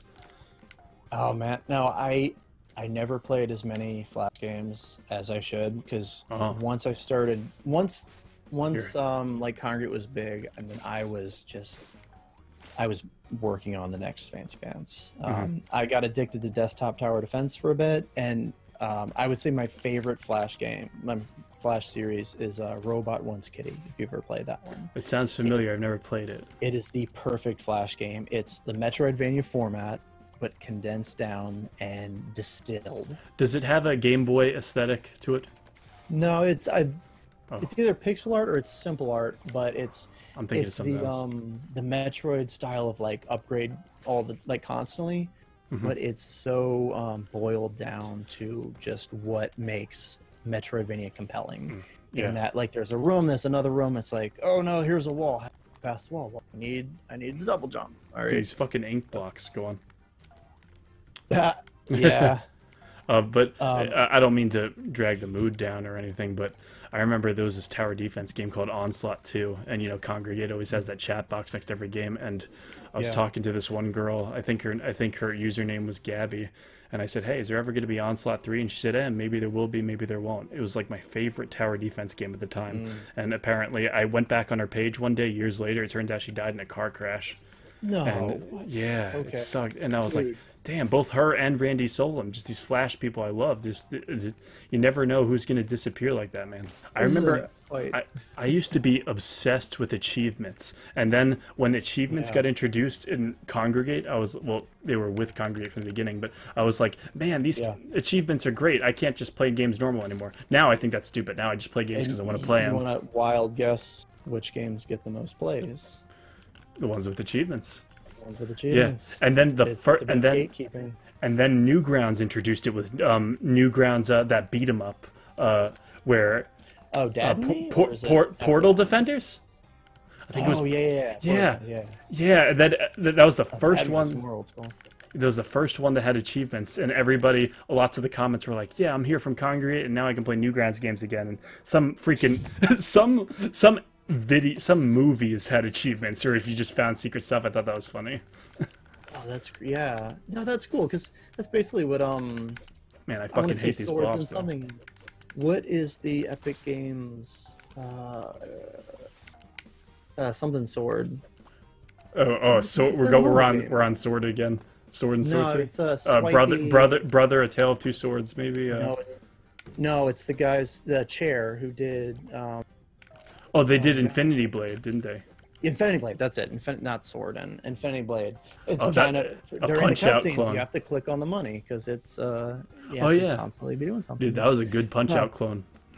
So no, but I think it's funny because like there's a YouTuber where he got a divorce and it was, it's out there, anybody can see it, but it's something that like emotionally resonated with me. It's like, I feel like I know this guy. I don't know this guy, but I feel like I know this guy. Like if one of my friends got divorced, I'd want to take him out for a drink or something. I'd be sad about that. Yeah. It's just this random YouTuber has no idea who I am, but I feel this connection with him. Exactly.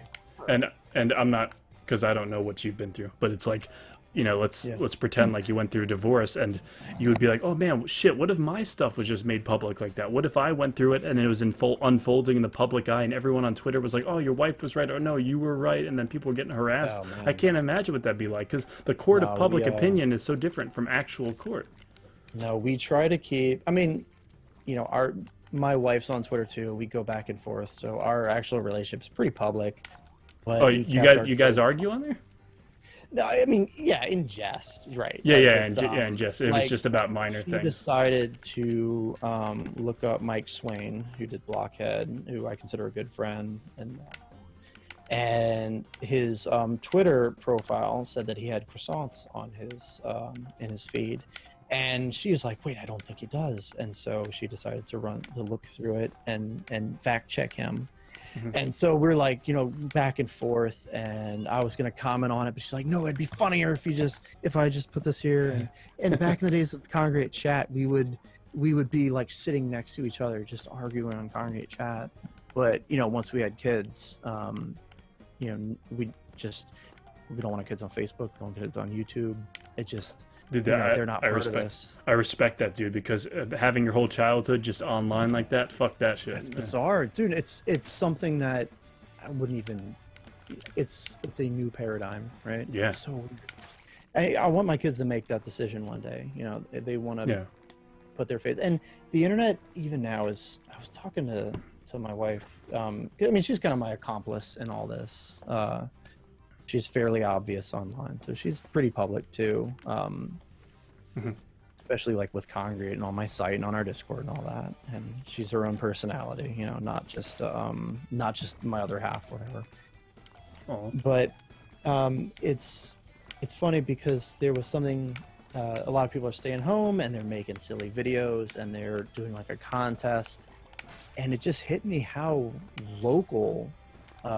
Like this thing that people were doing online was. And to me, like whenever we put something online, whenever we uploaded something to YouTube, it was for everybody, right? But nowadays with Facebook and Twitter, everybody kind of has their own little circles. So if you do something, it's for your circle of friends. It's for your little community. It's weird how different the internet is now.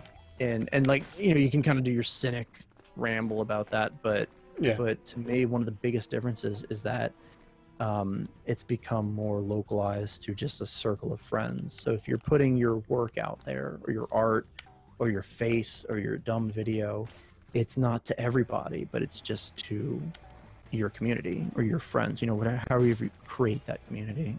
Yeah, it's weird. It makes it really different. It does. I haven't decided if that's better or worse yet. It's weird. Yeah, you just don't know, what these people will do, man. You get fucking swatters. You got that one guy who went to jail for like 2 decades because of swatting, and I Yeah, well, swatting I is totally get pulling that. real life into it. Like lock them up, throw away the key. That's awful.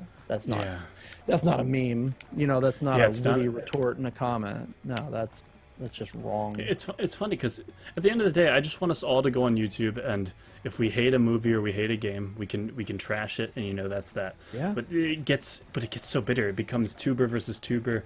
It becomes this awful thing. Well, it's like, how do you define yourself? Do you define yourself by the games that you've played, by the movies you've watched, by the books that you stand for? That you like.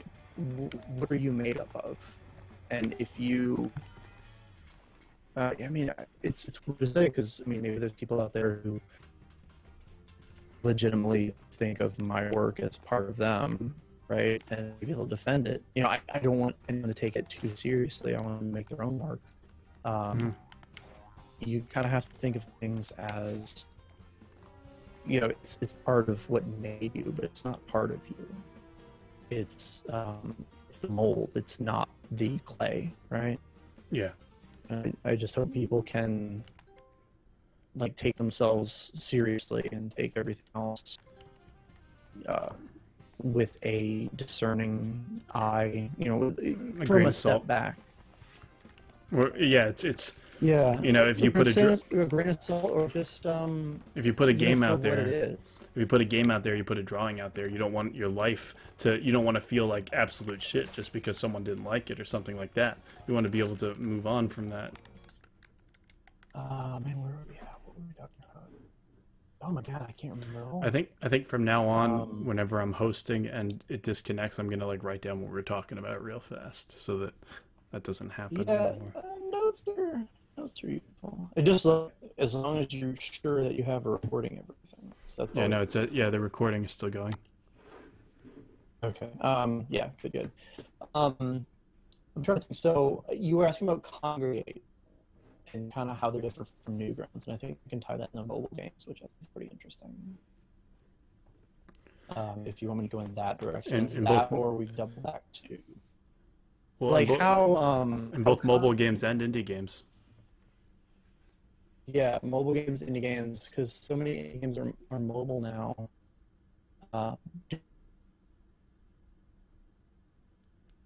What would happen if you did an interview just in a Patreon server? Makes me wonder. Just open voice chat for Patreons. This is new to me, man. I'm not sure what's going to happen with this channel. That would be terrible, but it would be hilarious. I kind of want to do it now. You mean just whoever gives the most Patreon money, they get to? No, just on my server I think we have voice channels. I almost want to just jump and be like, guys, what's up? But I guess you could make a Patreon only voice channel, right? Yeah, and then someone just wants to talk to me about weird stuff, and I have to humor them because they're giving me $100K a month. Well, yeah. I mean, but it would be funny, is what I'm saying. That'd be the dream, though. No, well, yeah. I mean, yeah, that's not Patreon. That would be nice. No, actually, speaking of you left me alone, so my brain's churning, which is always bad. But you sent me a clip earlier of the previous podcast that you're doing. Would you be able to send, if you find an interesting section while you're editing or whatever, if you can send me just a clip of it and I can post that in my Patreon section? Oh yeah, that'd be great. Yeah, just direct them to me. Just say, hey, here's the thing I did with Boss Store. Here's his link or whatever. And I could totally just. Well, if it's just a clip, an early, obviously I'll tweet. Once the main thing comes out, and I'm able to tweet it, I'll publicize it and all. But if you get a clip that's just kind of interesting by itself, because we've been talking for a while. Yeah. That's what a Patreon exclusive. If there's anything that would be meaty that I could post to the Patreons. Yeah, you ever listen to Joe Rogan? Because he's got he's got a whole channel called JRE Clips. And how does that work? Is he allowed to monetize those videos when it's just footage used from the actual podcasts? Well, it's him, isn't it? I always assumed that was also him. Well, it's also him, but it's if I'm just wondering because it's let's say I publish it's complicated. Yeah, I wonder if you can make the footage off that twice. I would assume so, because it's a different view, right? Because if you're monetizing a clip, then the main one doesn't get monetized. But yeah, no, I'm just kind of spitballing because I don't ever feel like I give enough to the Patreons. But if you have like an early clip like you sent to me, if I could do something exclusive that's private, like just for them, or I mean just for See. for your Discord too, Yeah, while I'm editing it, I'll look and see, this works really well by itself. I'll send this and yeah, that would I feel like I said, I never feel like, they paid like $2 a month, and I still feel like I don't give them enough. So it'd be cool. I feel like we've had some fun conversations, so it'd be cool to post that in, and then once it comes out, I'll make sure to tweet it. I'll try to drive as many views as I can towards it, because this has been really fun. You think so? Yeah, was this been miserable for you? No, it hasn't, but I'm always afraid it's miserable for the other person. No, dude, it's the only difficult thinking I've had to do is like when we get into like what should I talk about, what shouldn't I, but like it's so casual, I can just be like, hey, let's discuss this off the record, and that's helped a ton. So I'm formulating my thoughts, and look, I like to think that what I'm talking about is interesting enough that other people are going to care, then they're going to want to watch it. And I don't post stuff to YouTube enough, so this would be cool to get up. It is, man, but you just remember to always watch yourself out there. There's people getting canceled on Twitter left and right. You never want to, because you can't ever take their word for it, because they'll say, "Oh, I'll cut this out of the final thing. Oh, I'll do this out of the final thing," and all right, you never know what they're going to do. You're right. I don't trust you. You're right. I get you can put that. No, I hold my tongue. Look, hey, you said you like Joe Rogan. I feel like that's cancelable as it is. Oh shit! I admitted I watched him. I'm already canceled. Oh man, but you talked to me for like for like hours. So now people are gonna cancel you, and then they'll cancel your kids because they're related to you. I support, dude. You're probably a Nazi for all I know. I don't, it's just, yeah, man. I birthed my kids. They're all Nazis now. Again, off the record, I am terrified of saying anything online. And you know what? There was a time in I'm really not going to say anything too controversial, because I don't think I hold very controversial opinions. But there was a time when I thought that I fought mainstream opinions. Like, I was against video game censorship. I'm pro gay marriage, pro rights, pro equality, pro all that stuff, right? And I fought a lot of the hard party lines on that stuff. And nowadays it's like, if I listen to the wrong person, will I be canceled? It's terrifying. Yeah, and we need to get away from that, because what if I don't agree with them though? What if I oh man, it's sorry, good. Here's the thing: is when I was little, when I was freshman in high school, I didn't have very good opinions. I wasn't for gay marriage when I was a stupid freshman. Sure. And then a bunch of people got on my ass later in my life, and I was like, oh, you know what? You're right. But you can't hold that standard. It's not about justice. It's about throwing people under the bus and damning their existence, and I hate that. And I hope we get away from that. Do you wanna find truth, or do you wanna just throw people on the bus? That's and look, I live in Louisiana, right? A lot of conservative people around here, and I will have arguments with them. I will, I'm not going to tell them that we should go socialist or anything, but I will, engage with them. And, but I'm not going to cancel them. I'm not going to tell them that they're terrible people. I'll tell them why I believe what I believe, and they can agree with me or they cannot. And I have to understand where they're coming from. And I mean, that's the main thing, right? It's like, oh, you agree with conservatives? Like, well, not really, but like, I'm in Louisiana, I gotta do the dance. It's like, I'm not a Trump fan, but I think the reason Trump is as popular as he is because he marketed that, I'm not a politician. These politicians are all corrupt. Look at me. I'm going to change stuff now. And I think Bernie is more on the side of actually changing that stuff, and I don't agree with everything I don't agree with everything that Bernie says, but I understand what he means when he's like, oh, a lot of this money gets stuck at the top, and then we're just kind of playing second fiddle. I guess I get that. Yeah. No, I believe it should have been Trump versus Bernie, and I don't like either of them, but I feel like those are the two. No, I recently people have been really boiling it down, right? Because it's getting more and more absurd that Trump is an optimist, right? And like I can't be canceled for saying that Trump's an optimist. Like, that's not even a compliment. That's just what he is. Yeah. And he spins the truth. He sells an image because he's an optimist, and people hate it. They just absolutely hate that perspective. It's so weird. Yeah, you can't again, you can't even touch these issues with the tip of your finger without someone saying something. You can't even just like you have to have the exact same opinion and the exact level of outrage that they want for people to not get mad at you. You know what I hate the most, right? I feel like I can't. I'm being judged for watching people that I don't agree with. Isn't that weird? Like, yeah, like you might not have even said anything yet. You're just looking.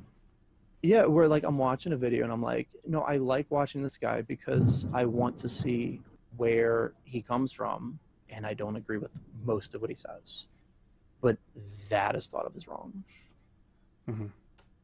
It's so bizarre. But yeah, I mean, Joe Rogan, liberal, Bernie supporting, he's considered canceled now. Like, what is wrong with you guys? And some of these people aren't even canceled. They just have over parties on Twitter, and then it's over before you know it. And Lady Gaga just got canceled. I can't even keep up with it anymore. Yeah. And I'm like, is it because she supported who? No, it's because it's so bizarre. I hate it. I hate it so much. Every time I open up Twitter, I cry. It's awful. And I think the way that we get away from that is we stop humoring these people who are so convinced that they're fucking righteous. Because here's the thing, it's a small sliver of 1%. You have 99% of people looking aren't commenting, and then a sliver of that 1% are outrageous, and they get all the numbers. Stop, like corporations, stop firing people because a handful of people got mad. Stop getting scared and not saying things that. Stop getting scared and not saying things that make sense because some people get mad. Let's stop my humoring favorite these one bullies. Recently, that Rockstar was firing problematic employees. It's Rockstar. Their games are nothing but problematic. Like, that's what do you have left? Right? Like, who's the guy who decided that Trevor's gonna murder and rape everybody in the apartment? Like, are we gonna fire him? Are we gonna, like, really? Because we couldn't just say that, hey, that's a bad thing and move on with our lives. Mm-hmm. It's so weird. No, it's just that art can't have things in it that we disagree with. And art's supposed to push buttons, like yeah, like Joker, Joker. Here's the thing. I still haven't seen Joker. I need to. I feel like it. Yeah, I think people made a bigger deal than it sounds like. I do need to watch that and judge that. But like Reservoir Dogs, right? He becomes the Joker. Inglourious Bastard. No, Reservoir. Yeah, well, yeah, I haven't seen it. But like Reservoir Dogs, Inglourious Bastards, these movies that push how I feel. We watched the Rambo, and it's just like my wife's just cringing at all the gore and stuff, and it's like, yeah, you're pushing buttons that normally don't get pushed. You don't. It's art. It's freaking art. That's what it is. Yeah. Because it's making you think things that you don't want to think. Comedy and art, a part of what they do is they make us a bit uncomfortable, and they make us explore new areas, and they make fun of things that you wouldn't normally make fun of. Kids say some funny stuff about art sometimes. Oh, dude, it's so good. The best thing about having kids, you can watch them learn how to play video games. And I majored in psychology in college, which is very, very related to video games that most people don't even think about. But I can watch their brains start to understand 3D space. And exactly. It's so good. And watching my little cousin, he was playing Mario Odyssey. He was playing the mode with the blue arrows because he's dumb as hell. My youngest is doing that, but like it's there, and we kind of hate on the the white tanuki, like the just beat the level without trying. We hate on it, but once you have a kid, you realize the usefulness. You're like, oh yeah, now I can beat it. I like the blue arrows because it lets them try again over and over, but it doesn't do it for them, which is the Luigi assist mode was stupid. The white Tanuki leaf was kind of stupid. Mm-hmm. The blue arrows is good, and then the antenna in Mario Kart let them play a lot better so that we could all finish the level together, Exactly. So I think it took Nintendo. I hated on what Nintendo wanted to do. But after a while, they kind of started getting it. Like, they pulled it back a bit, and they're like, okay, let's just make the kids not miserable. Like, oh, there you go. That's all you have to do. At the same time, I will never, ever, ever say that a difficulty slider in Dark Souls is a good thing. It will never be a good thing. Don't you dare, because that is the identity of the game, like Halo Legendary. I never want a person to say I beat Dark Souls and then I have to say which mode. That will be the death of Dark Souls. Once I have to say, oh, did you beat on easy mode?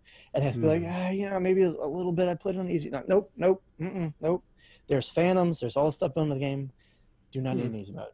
Don't you dare, because that is the identity of the game. And that is, I will over and over again, that it's the most important part about game design is the identity of the game itself. I don't know. I'm not sure if I'd look at it that way, because I know that I play a Dark Souls game because I love to get my ass kicked. I love to overcome challenges. So even if they put a million different easy modes in there, I would never play them. But if my nephew was watching me play and he was like, "Oh, that looks great. I wish I could play." I could turn that on and he could play. And so you're too nice. My son, my oldest, keeps going, "Daddy, I think I want to play that game." And I'm like, "Oh, I want to bring him down a peg because he's a kid and he thinks he can do anything." I cannot wait. And I've been like, all right, if I boot up Dark Souls and one day I'm just gonna be like, oh, you think you're good, you're hot stuff? Have at it. I'm just gonna. I mean, it's it's reality to an extent, like that. There's not. Okay, Mario Kart, right? Mario Kart is supposed to be played by everybody. Mario is supposed to be played by everybody. Yes. Dark Souls is not supposed to be played by everybody. So there needs to be something in its identity that means something when you beat it, or when you figure it out, or when you learn anything, or when you even get past the first level. And I think that putting an easy mode ruins that. Like I don't think a kid needs to beat Dark Souls. There's no, like, why would a kid need to beat Dark Souls? They can play Mario. Mario's a really good game. Look, you can play Mario instead.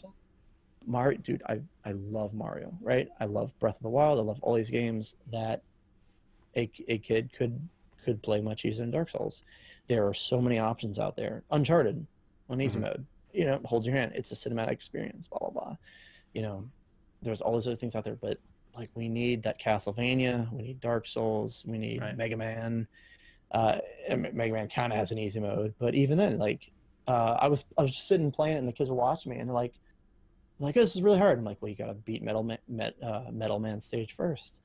And they're like, oh, and then you can throw the blade anywhere. And I'm like, yeah, now you're learning, like they're figuring that out. Like it's information that means something. And I think some of that plays into the fulfillment that teachers get, where you're watching the cognitive growth of these kids.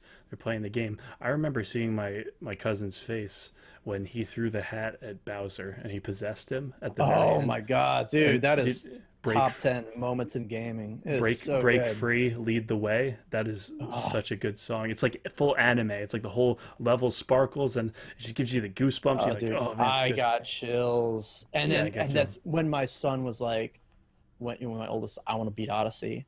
I'm like, oh, I can't wait for the New Donk City side-scrolling section. And dude, I want to watch you beat Bowser, because that is oh, that's so good. Yeah. And he got it, and he said, Daddy, I hate this, it's hard, man. I'm like, keep at it, it's gonna be worth it. Sometimes it's like that. Seth, it's so good, just do it again, and he did, and he was like, Dad, that was amazing. Yeah, and it's one of the biggest sins of Mario Odyssey is the fact that the Ruined Kingdom is only a boss battle, and that is such a cool looking place. Dude, I was like, this is Mario visits Dark Souls. My jaw was just hanging open the entire time. I wish I could have explored the whole thing. Dude, I can't wait. Odyssey 2, Breath of the Wild 2. Let's do it right now. Let's go. Let's do what let's do like an asset borrowing sequel where they can make it just a little bit faster, and let's get an Odyssey 2 because I want those exact physics. Galaxy 2 was incredible. Let's do it. It was right now. It was Galaxy 1. Oh, I'm right there. Galaxy 1 is great, but once you play Galaxy 2, you're like, what's this Galaxy 1 thing?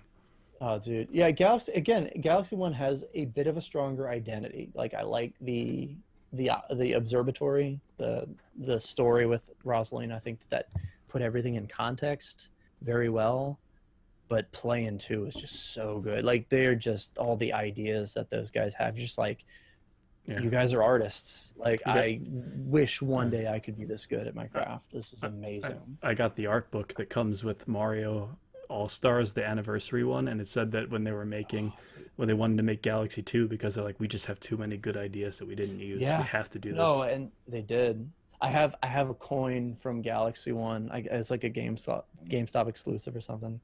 Holy shit. And I paid. I'm like, hey, Seth, look what I got. And he's like, what? It's a Galaxy coin. I'm like, yeah. Your dad's cool. That's right. Wow, you're a nerd. I didn't know I was talking Dude, to a nerd this whole man. podcast. I have the yeah. I mean, I make dude. I make video games by throwing footballs. I don't know what you're talking about.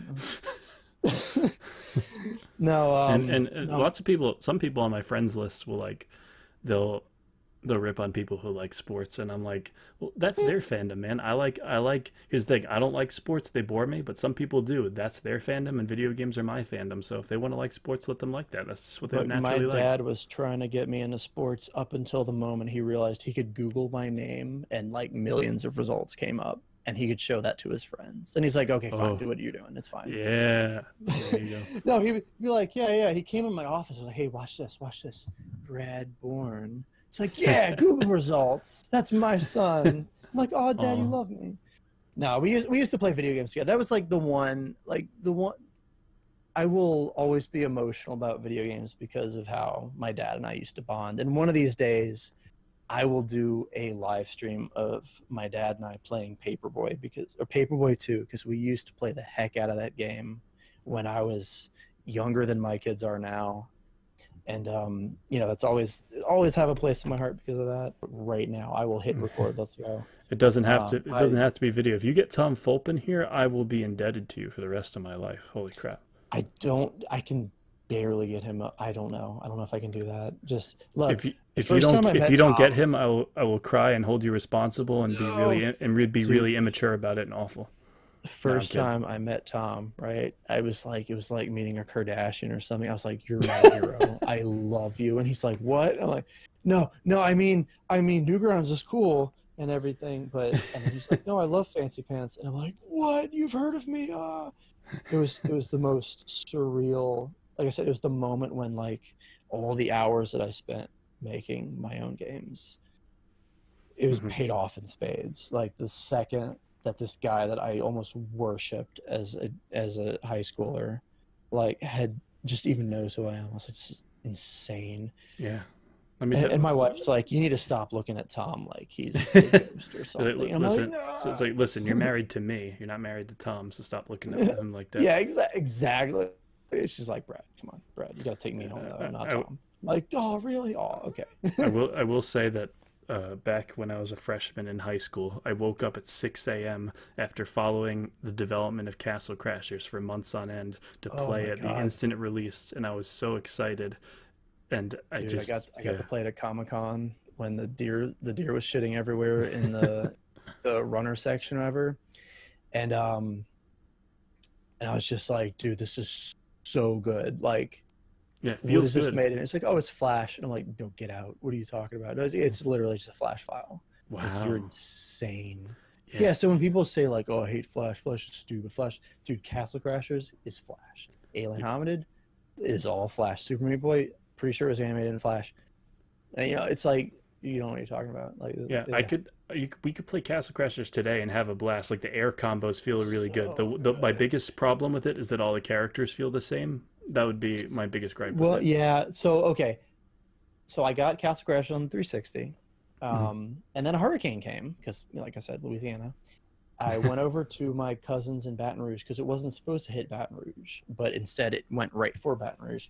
So my uncle's got a generator, and I'm like, how much gas do we have? And he's like, "Let's siphon a few tanks from the cars and we're good." I'm like, "Let's do it." So we did that, and I'm like, "Well, what if I plug my TV into?" Because I don't want my TV to drown. I just bought it, so I brought my TV over there. I'm like, "What if you plug the TV in?" It's like, I mean, it's a generator. It just makes electricity. I'm like, can I plug my TV in? Like, let's do it. I have this game I just bought, and he's like, "Yeah, go for it." So put in Castle Crashers. All the power's out for miles, right? In the middle of a hurricane. Me and my family were just playing Castle Crashers in the dark on my 40-inch, like brand new LCD on a generator on the 360, and we beat the whole game, and it is amazing. Like one of the just Wow. best family memories ever. it's like one of those things I'm just never gonna forget. And yeah, the whole game off of a generator, and then that night we watched Jurassic Park on the TV, and it was also amazing. Dude, that's another magical thing is when you play video games with people who don't normally play video games, and you get to see the reactions. There's just that one game Dude, that's fun enough. yeah, well that was Boom Blocks for me. Like when we got everyone playing Boom Blocks, it was amazing. And then Wii Sports. I'm trying to remember who it was. Me and my cousin. My cousin's a huge nerd. I've had him on other YouTube videos playing like Fancy Pants multiplayer. And he did Toy Tank Arena because he kind of got in it. Well, I mean, he's a programmer now, but kind of got into game programming back in the day. I gotta do another video with him one day. And then I think my cousins who played Smash Brothers every now and then, like, you know, that was their into video games. They play Smash Brothers with their friends, and I, you know, like I said, the South, we have a huge family, tons of cousins, you know, and so we were just all taking turns playing Castle Crashers in the dark off of a generator on a 40-inch LCD, and it was just amazing. Man, that's quite a memory. It's Yeah, it's no, fun like to there's it's just fun to thunder. associate a game with a place too, where Like, you dude, just think about it's it. such a vivid memory of just sitting on the floor in front of this TV that didn't belong in the house. You know, just playing. Nothing else mattered because we're just having so much fun. We gotta get to that next upgrade. And no, it's interesting because, like I said, I studied psychology in college. Psychology. Did I say college? I mixed those two words. I studied psychology in college, and when I was still doing freelance Flash games, the guys who did Stem Cell, let me get this name right. They did Remission 1, which was this. It was a pretty big game that was for cancer patients. It was specifically studying the effects of when a cancer patient was in remission. Mm-hmm.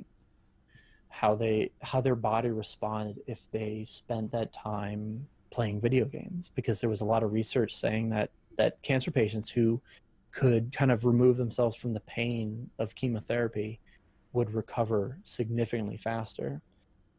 So there was Remission 1, which was kind of a big 3D game, and then they made Remission 2, which was a collection of 2D games from a lot of independent developers. And I did Stem Cell Defender with Luca, and it was a reskin of Nuclear Eagle, and we specifically made that game thinking about how cancer patients or somebody who is, you know, suffering from their current predicament, how they would think about how their own body is handling this foreign invader. So the game itself is you're defeating this invading enemy. It's kind of like a defense game, Right. It reflects or an invader game. And the only thought was to give the player this feeling of empowerment. You know, and it was like germ-looking bad guys. It wasn't cancer cells or anything in particular, but the specific focus was giving them a sense of empowerment, that I wanted a child who was thinking about their own body going through this horrific process that was helping them fight, I mean, nature's worst enemy. Like, I wanted them to be able to latch onto that feeling while they were recovering. Yeah, and you want it to reflect the purpose of the game, but not in a way that's like tasteless or anything. Yeah. So it was You this heard little about that? nanobot. You heard about What's the up? game? You heard about the game? That Dragon Cancer. Right? No, I don't. What? It was like Maybe. a What was that? it's like a married couple. They made a game about their child that was going through cancer, and it was going through the different phases of their life. It was pretty. Yeah, I might have. Like 3 years old, maybe. No, I don't. Yeah, maybe I haven't. Maybe I need to look. No, you got some serious subject matter in this game, so then you got games doing serious things. Like you have that one blood donation game where it was like a first-person shooter, and every time you died, you donated blood while the needle was in you or something. No, I don't know if I've seen that, but it's funny because there's a genre called serious games, and I think the extent of it is like educational games, or like there's a few companies around here that do VR work, but it's about like job training, understanding the layout of your workspace, you know, is like more heavy industry. Yeah. And that's a serious game, and I feel like that can be expanded so Yeah, much. and Just it's the also psychology of it and is fascinating. it's also not mutually exclusive. You could have a serious game that's a first-person shooter. Like, you know, a lot of people would argue that the No Russian mission in Modern Warfare 2 Oh is a man, that yeah. yeah, lots of people would argue that it's tasteful, that it does reflect what some governments put themselves through, what they might do to ensure that they get the end result that they want. Well, It's I mean, I remember when I played that, I shot the ceiling, I shot the pipes, I refused to shoot any of the innocents. Mhm. And that stuck with because and so many publications criticize that game for giving you the option to shoot innocents. And it's like this mission only meant anything to me because I personally chose to not shoot the innocents. If I Mhm. couldn't shoot the innocent people, then it wouldn't mean anything. You know, it's like running over people in Grand Theft Auto. Like, okay, what if I Yeah. choose to drive? And when I first played Grand Theft Auto 4, and that game's kind of terrible overall, but like it nails this feeling of dropping you into the city. And if you can make the choice to like follow the traffic sign, you know, follow the traffic lights and not run over people, it's Yeah. a very strange, It is. it's a very strange feeling, but they have to give you the option to do things wrong, you know, to play Grand Theft Auto basically Yeah, you could. in order, It's or funny. it doesn't mean anything. It doesn't mean anything It's funny how you if could the bad follow option is right. traffic rules if you want in Grand Theft Auto. Yeah, It's funny to watch and someone I do did that. that, and I was like, man, I am a new immigrant in this huge city, and just the first time you walk out of your apartment, it's just crazy feeling. It feels foreign. It felt exactly like the first time I walked out of our hotel room when we were in Seattle. When I was in Seattle doing the casual game conference, it's like Mm. the first time I'd been in a big city. It's like this just, it nails this emotion. And if you restrict me from running over people or doing things in a different way, then what I can choose to do just doesn't mean anything. That's right.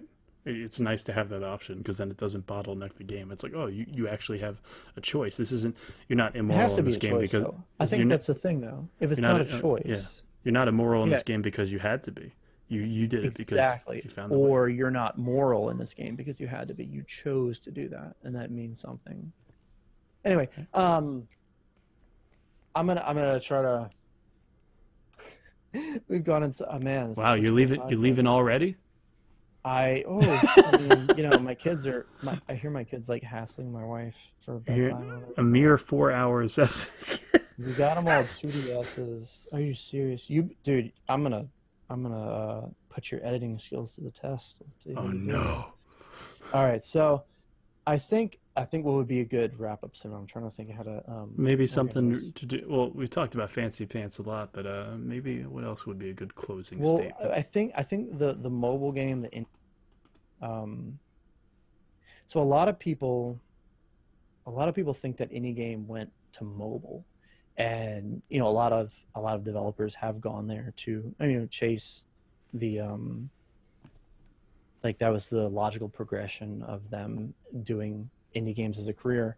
But the second that Apple announced that apps were coming to the iPhone, they put Sega on the stage, they put EA on the stage, and the second that they announced that anybody could make a game, that anybody could show their work off for millions of people, that anybody could play that game, the second that a representative of Sega came out to represent that idea and showed off Super Monkey Ball, and they showed off Dead Space or Mhm. Battlefield or whatever they were working on, the EA was working on.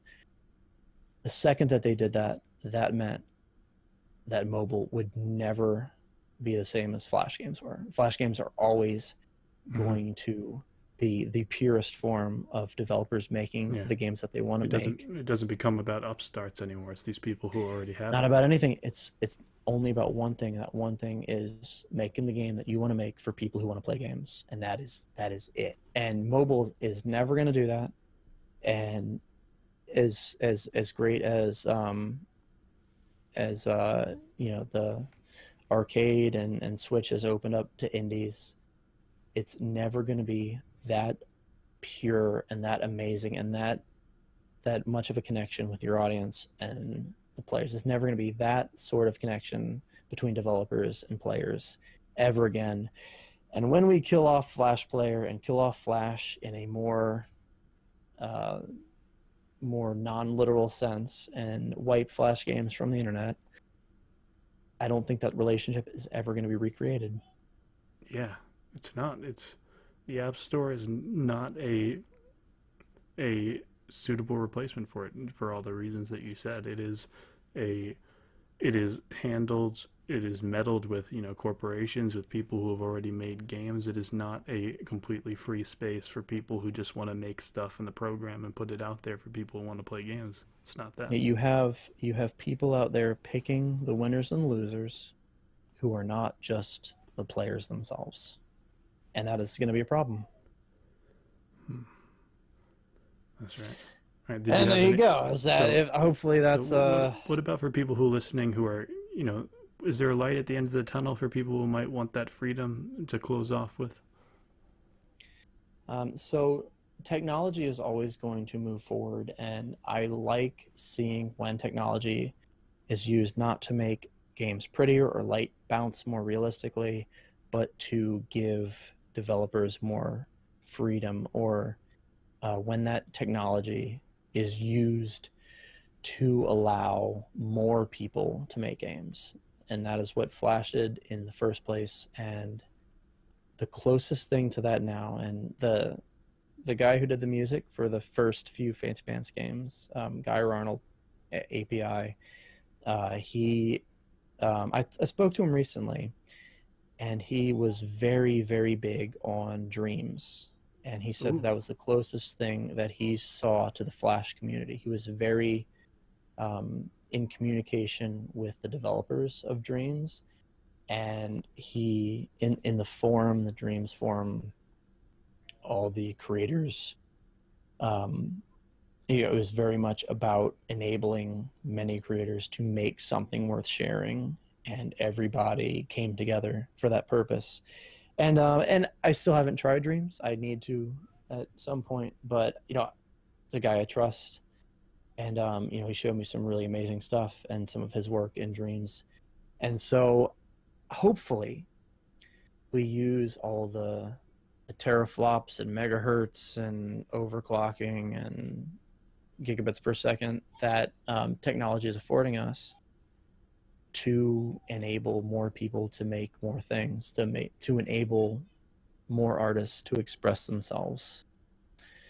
And it can only go up from here. So if that continues, if things like Dreams becomes more popular, we'll see more people being able to make more things, and it will be like Mario Maker, Dreams, or Roblox, mod tools, or creation anything like that.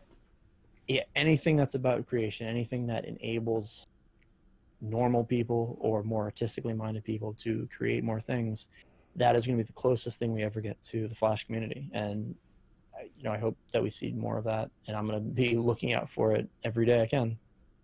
Well, I apologize profusely for the editing that I've given you to do for this. Oh no, I'm definitely part of crazy conversation.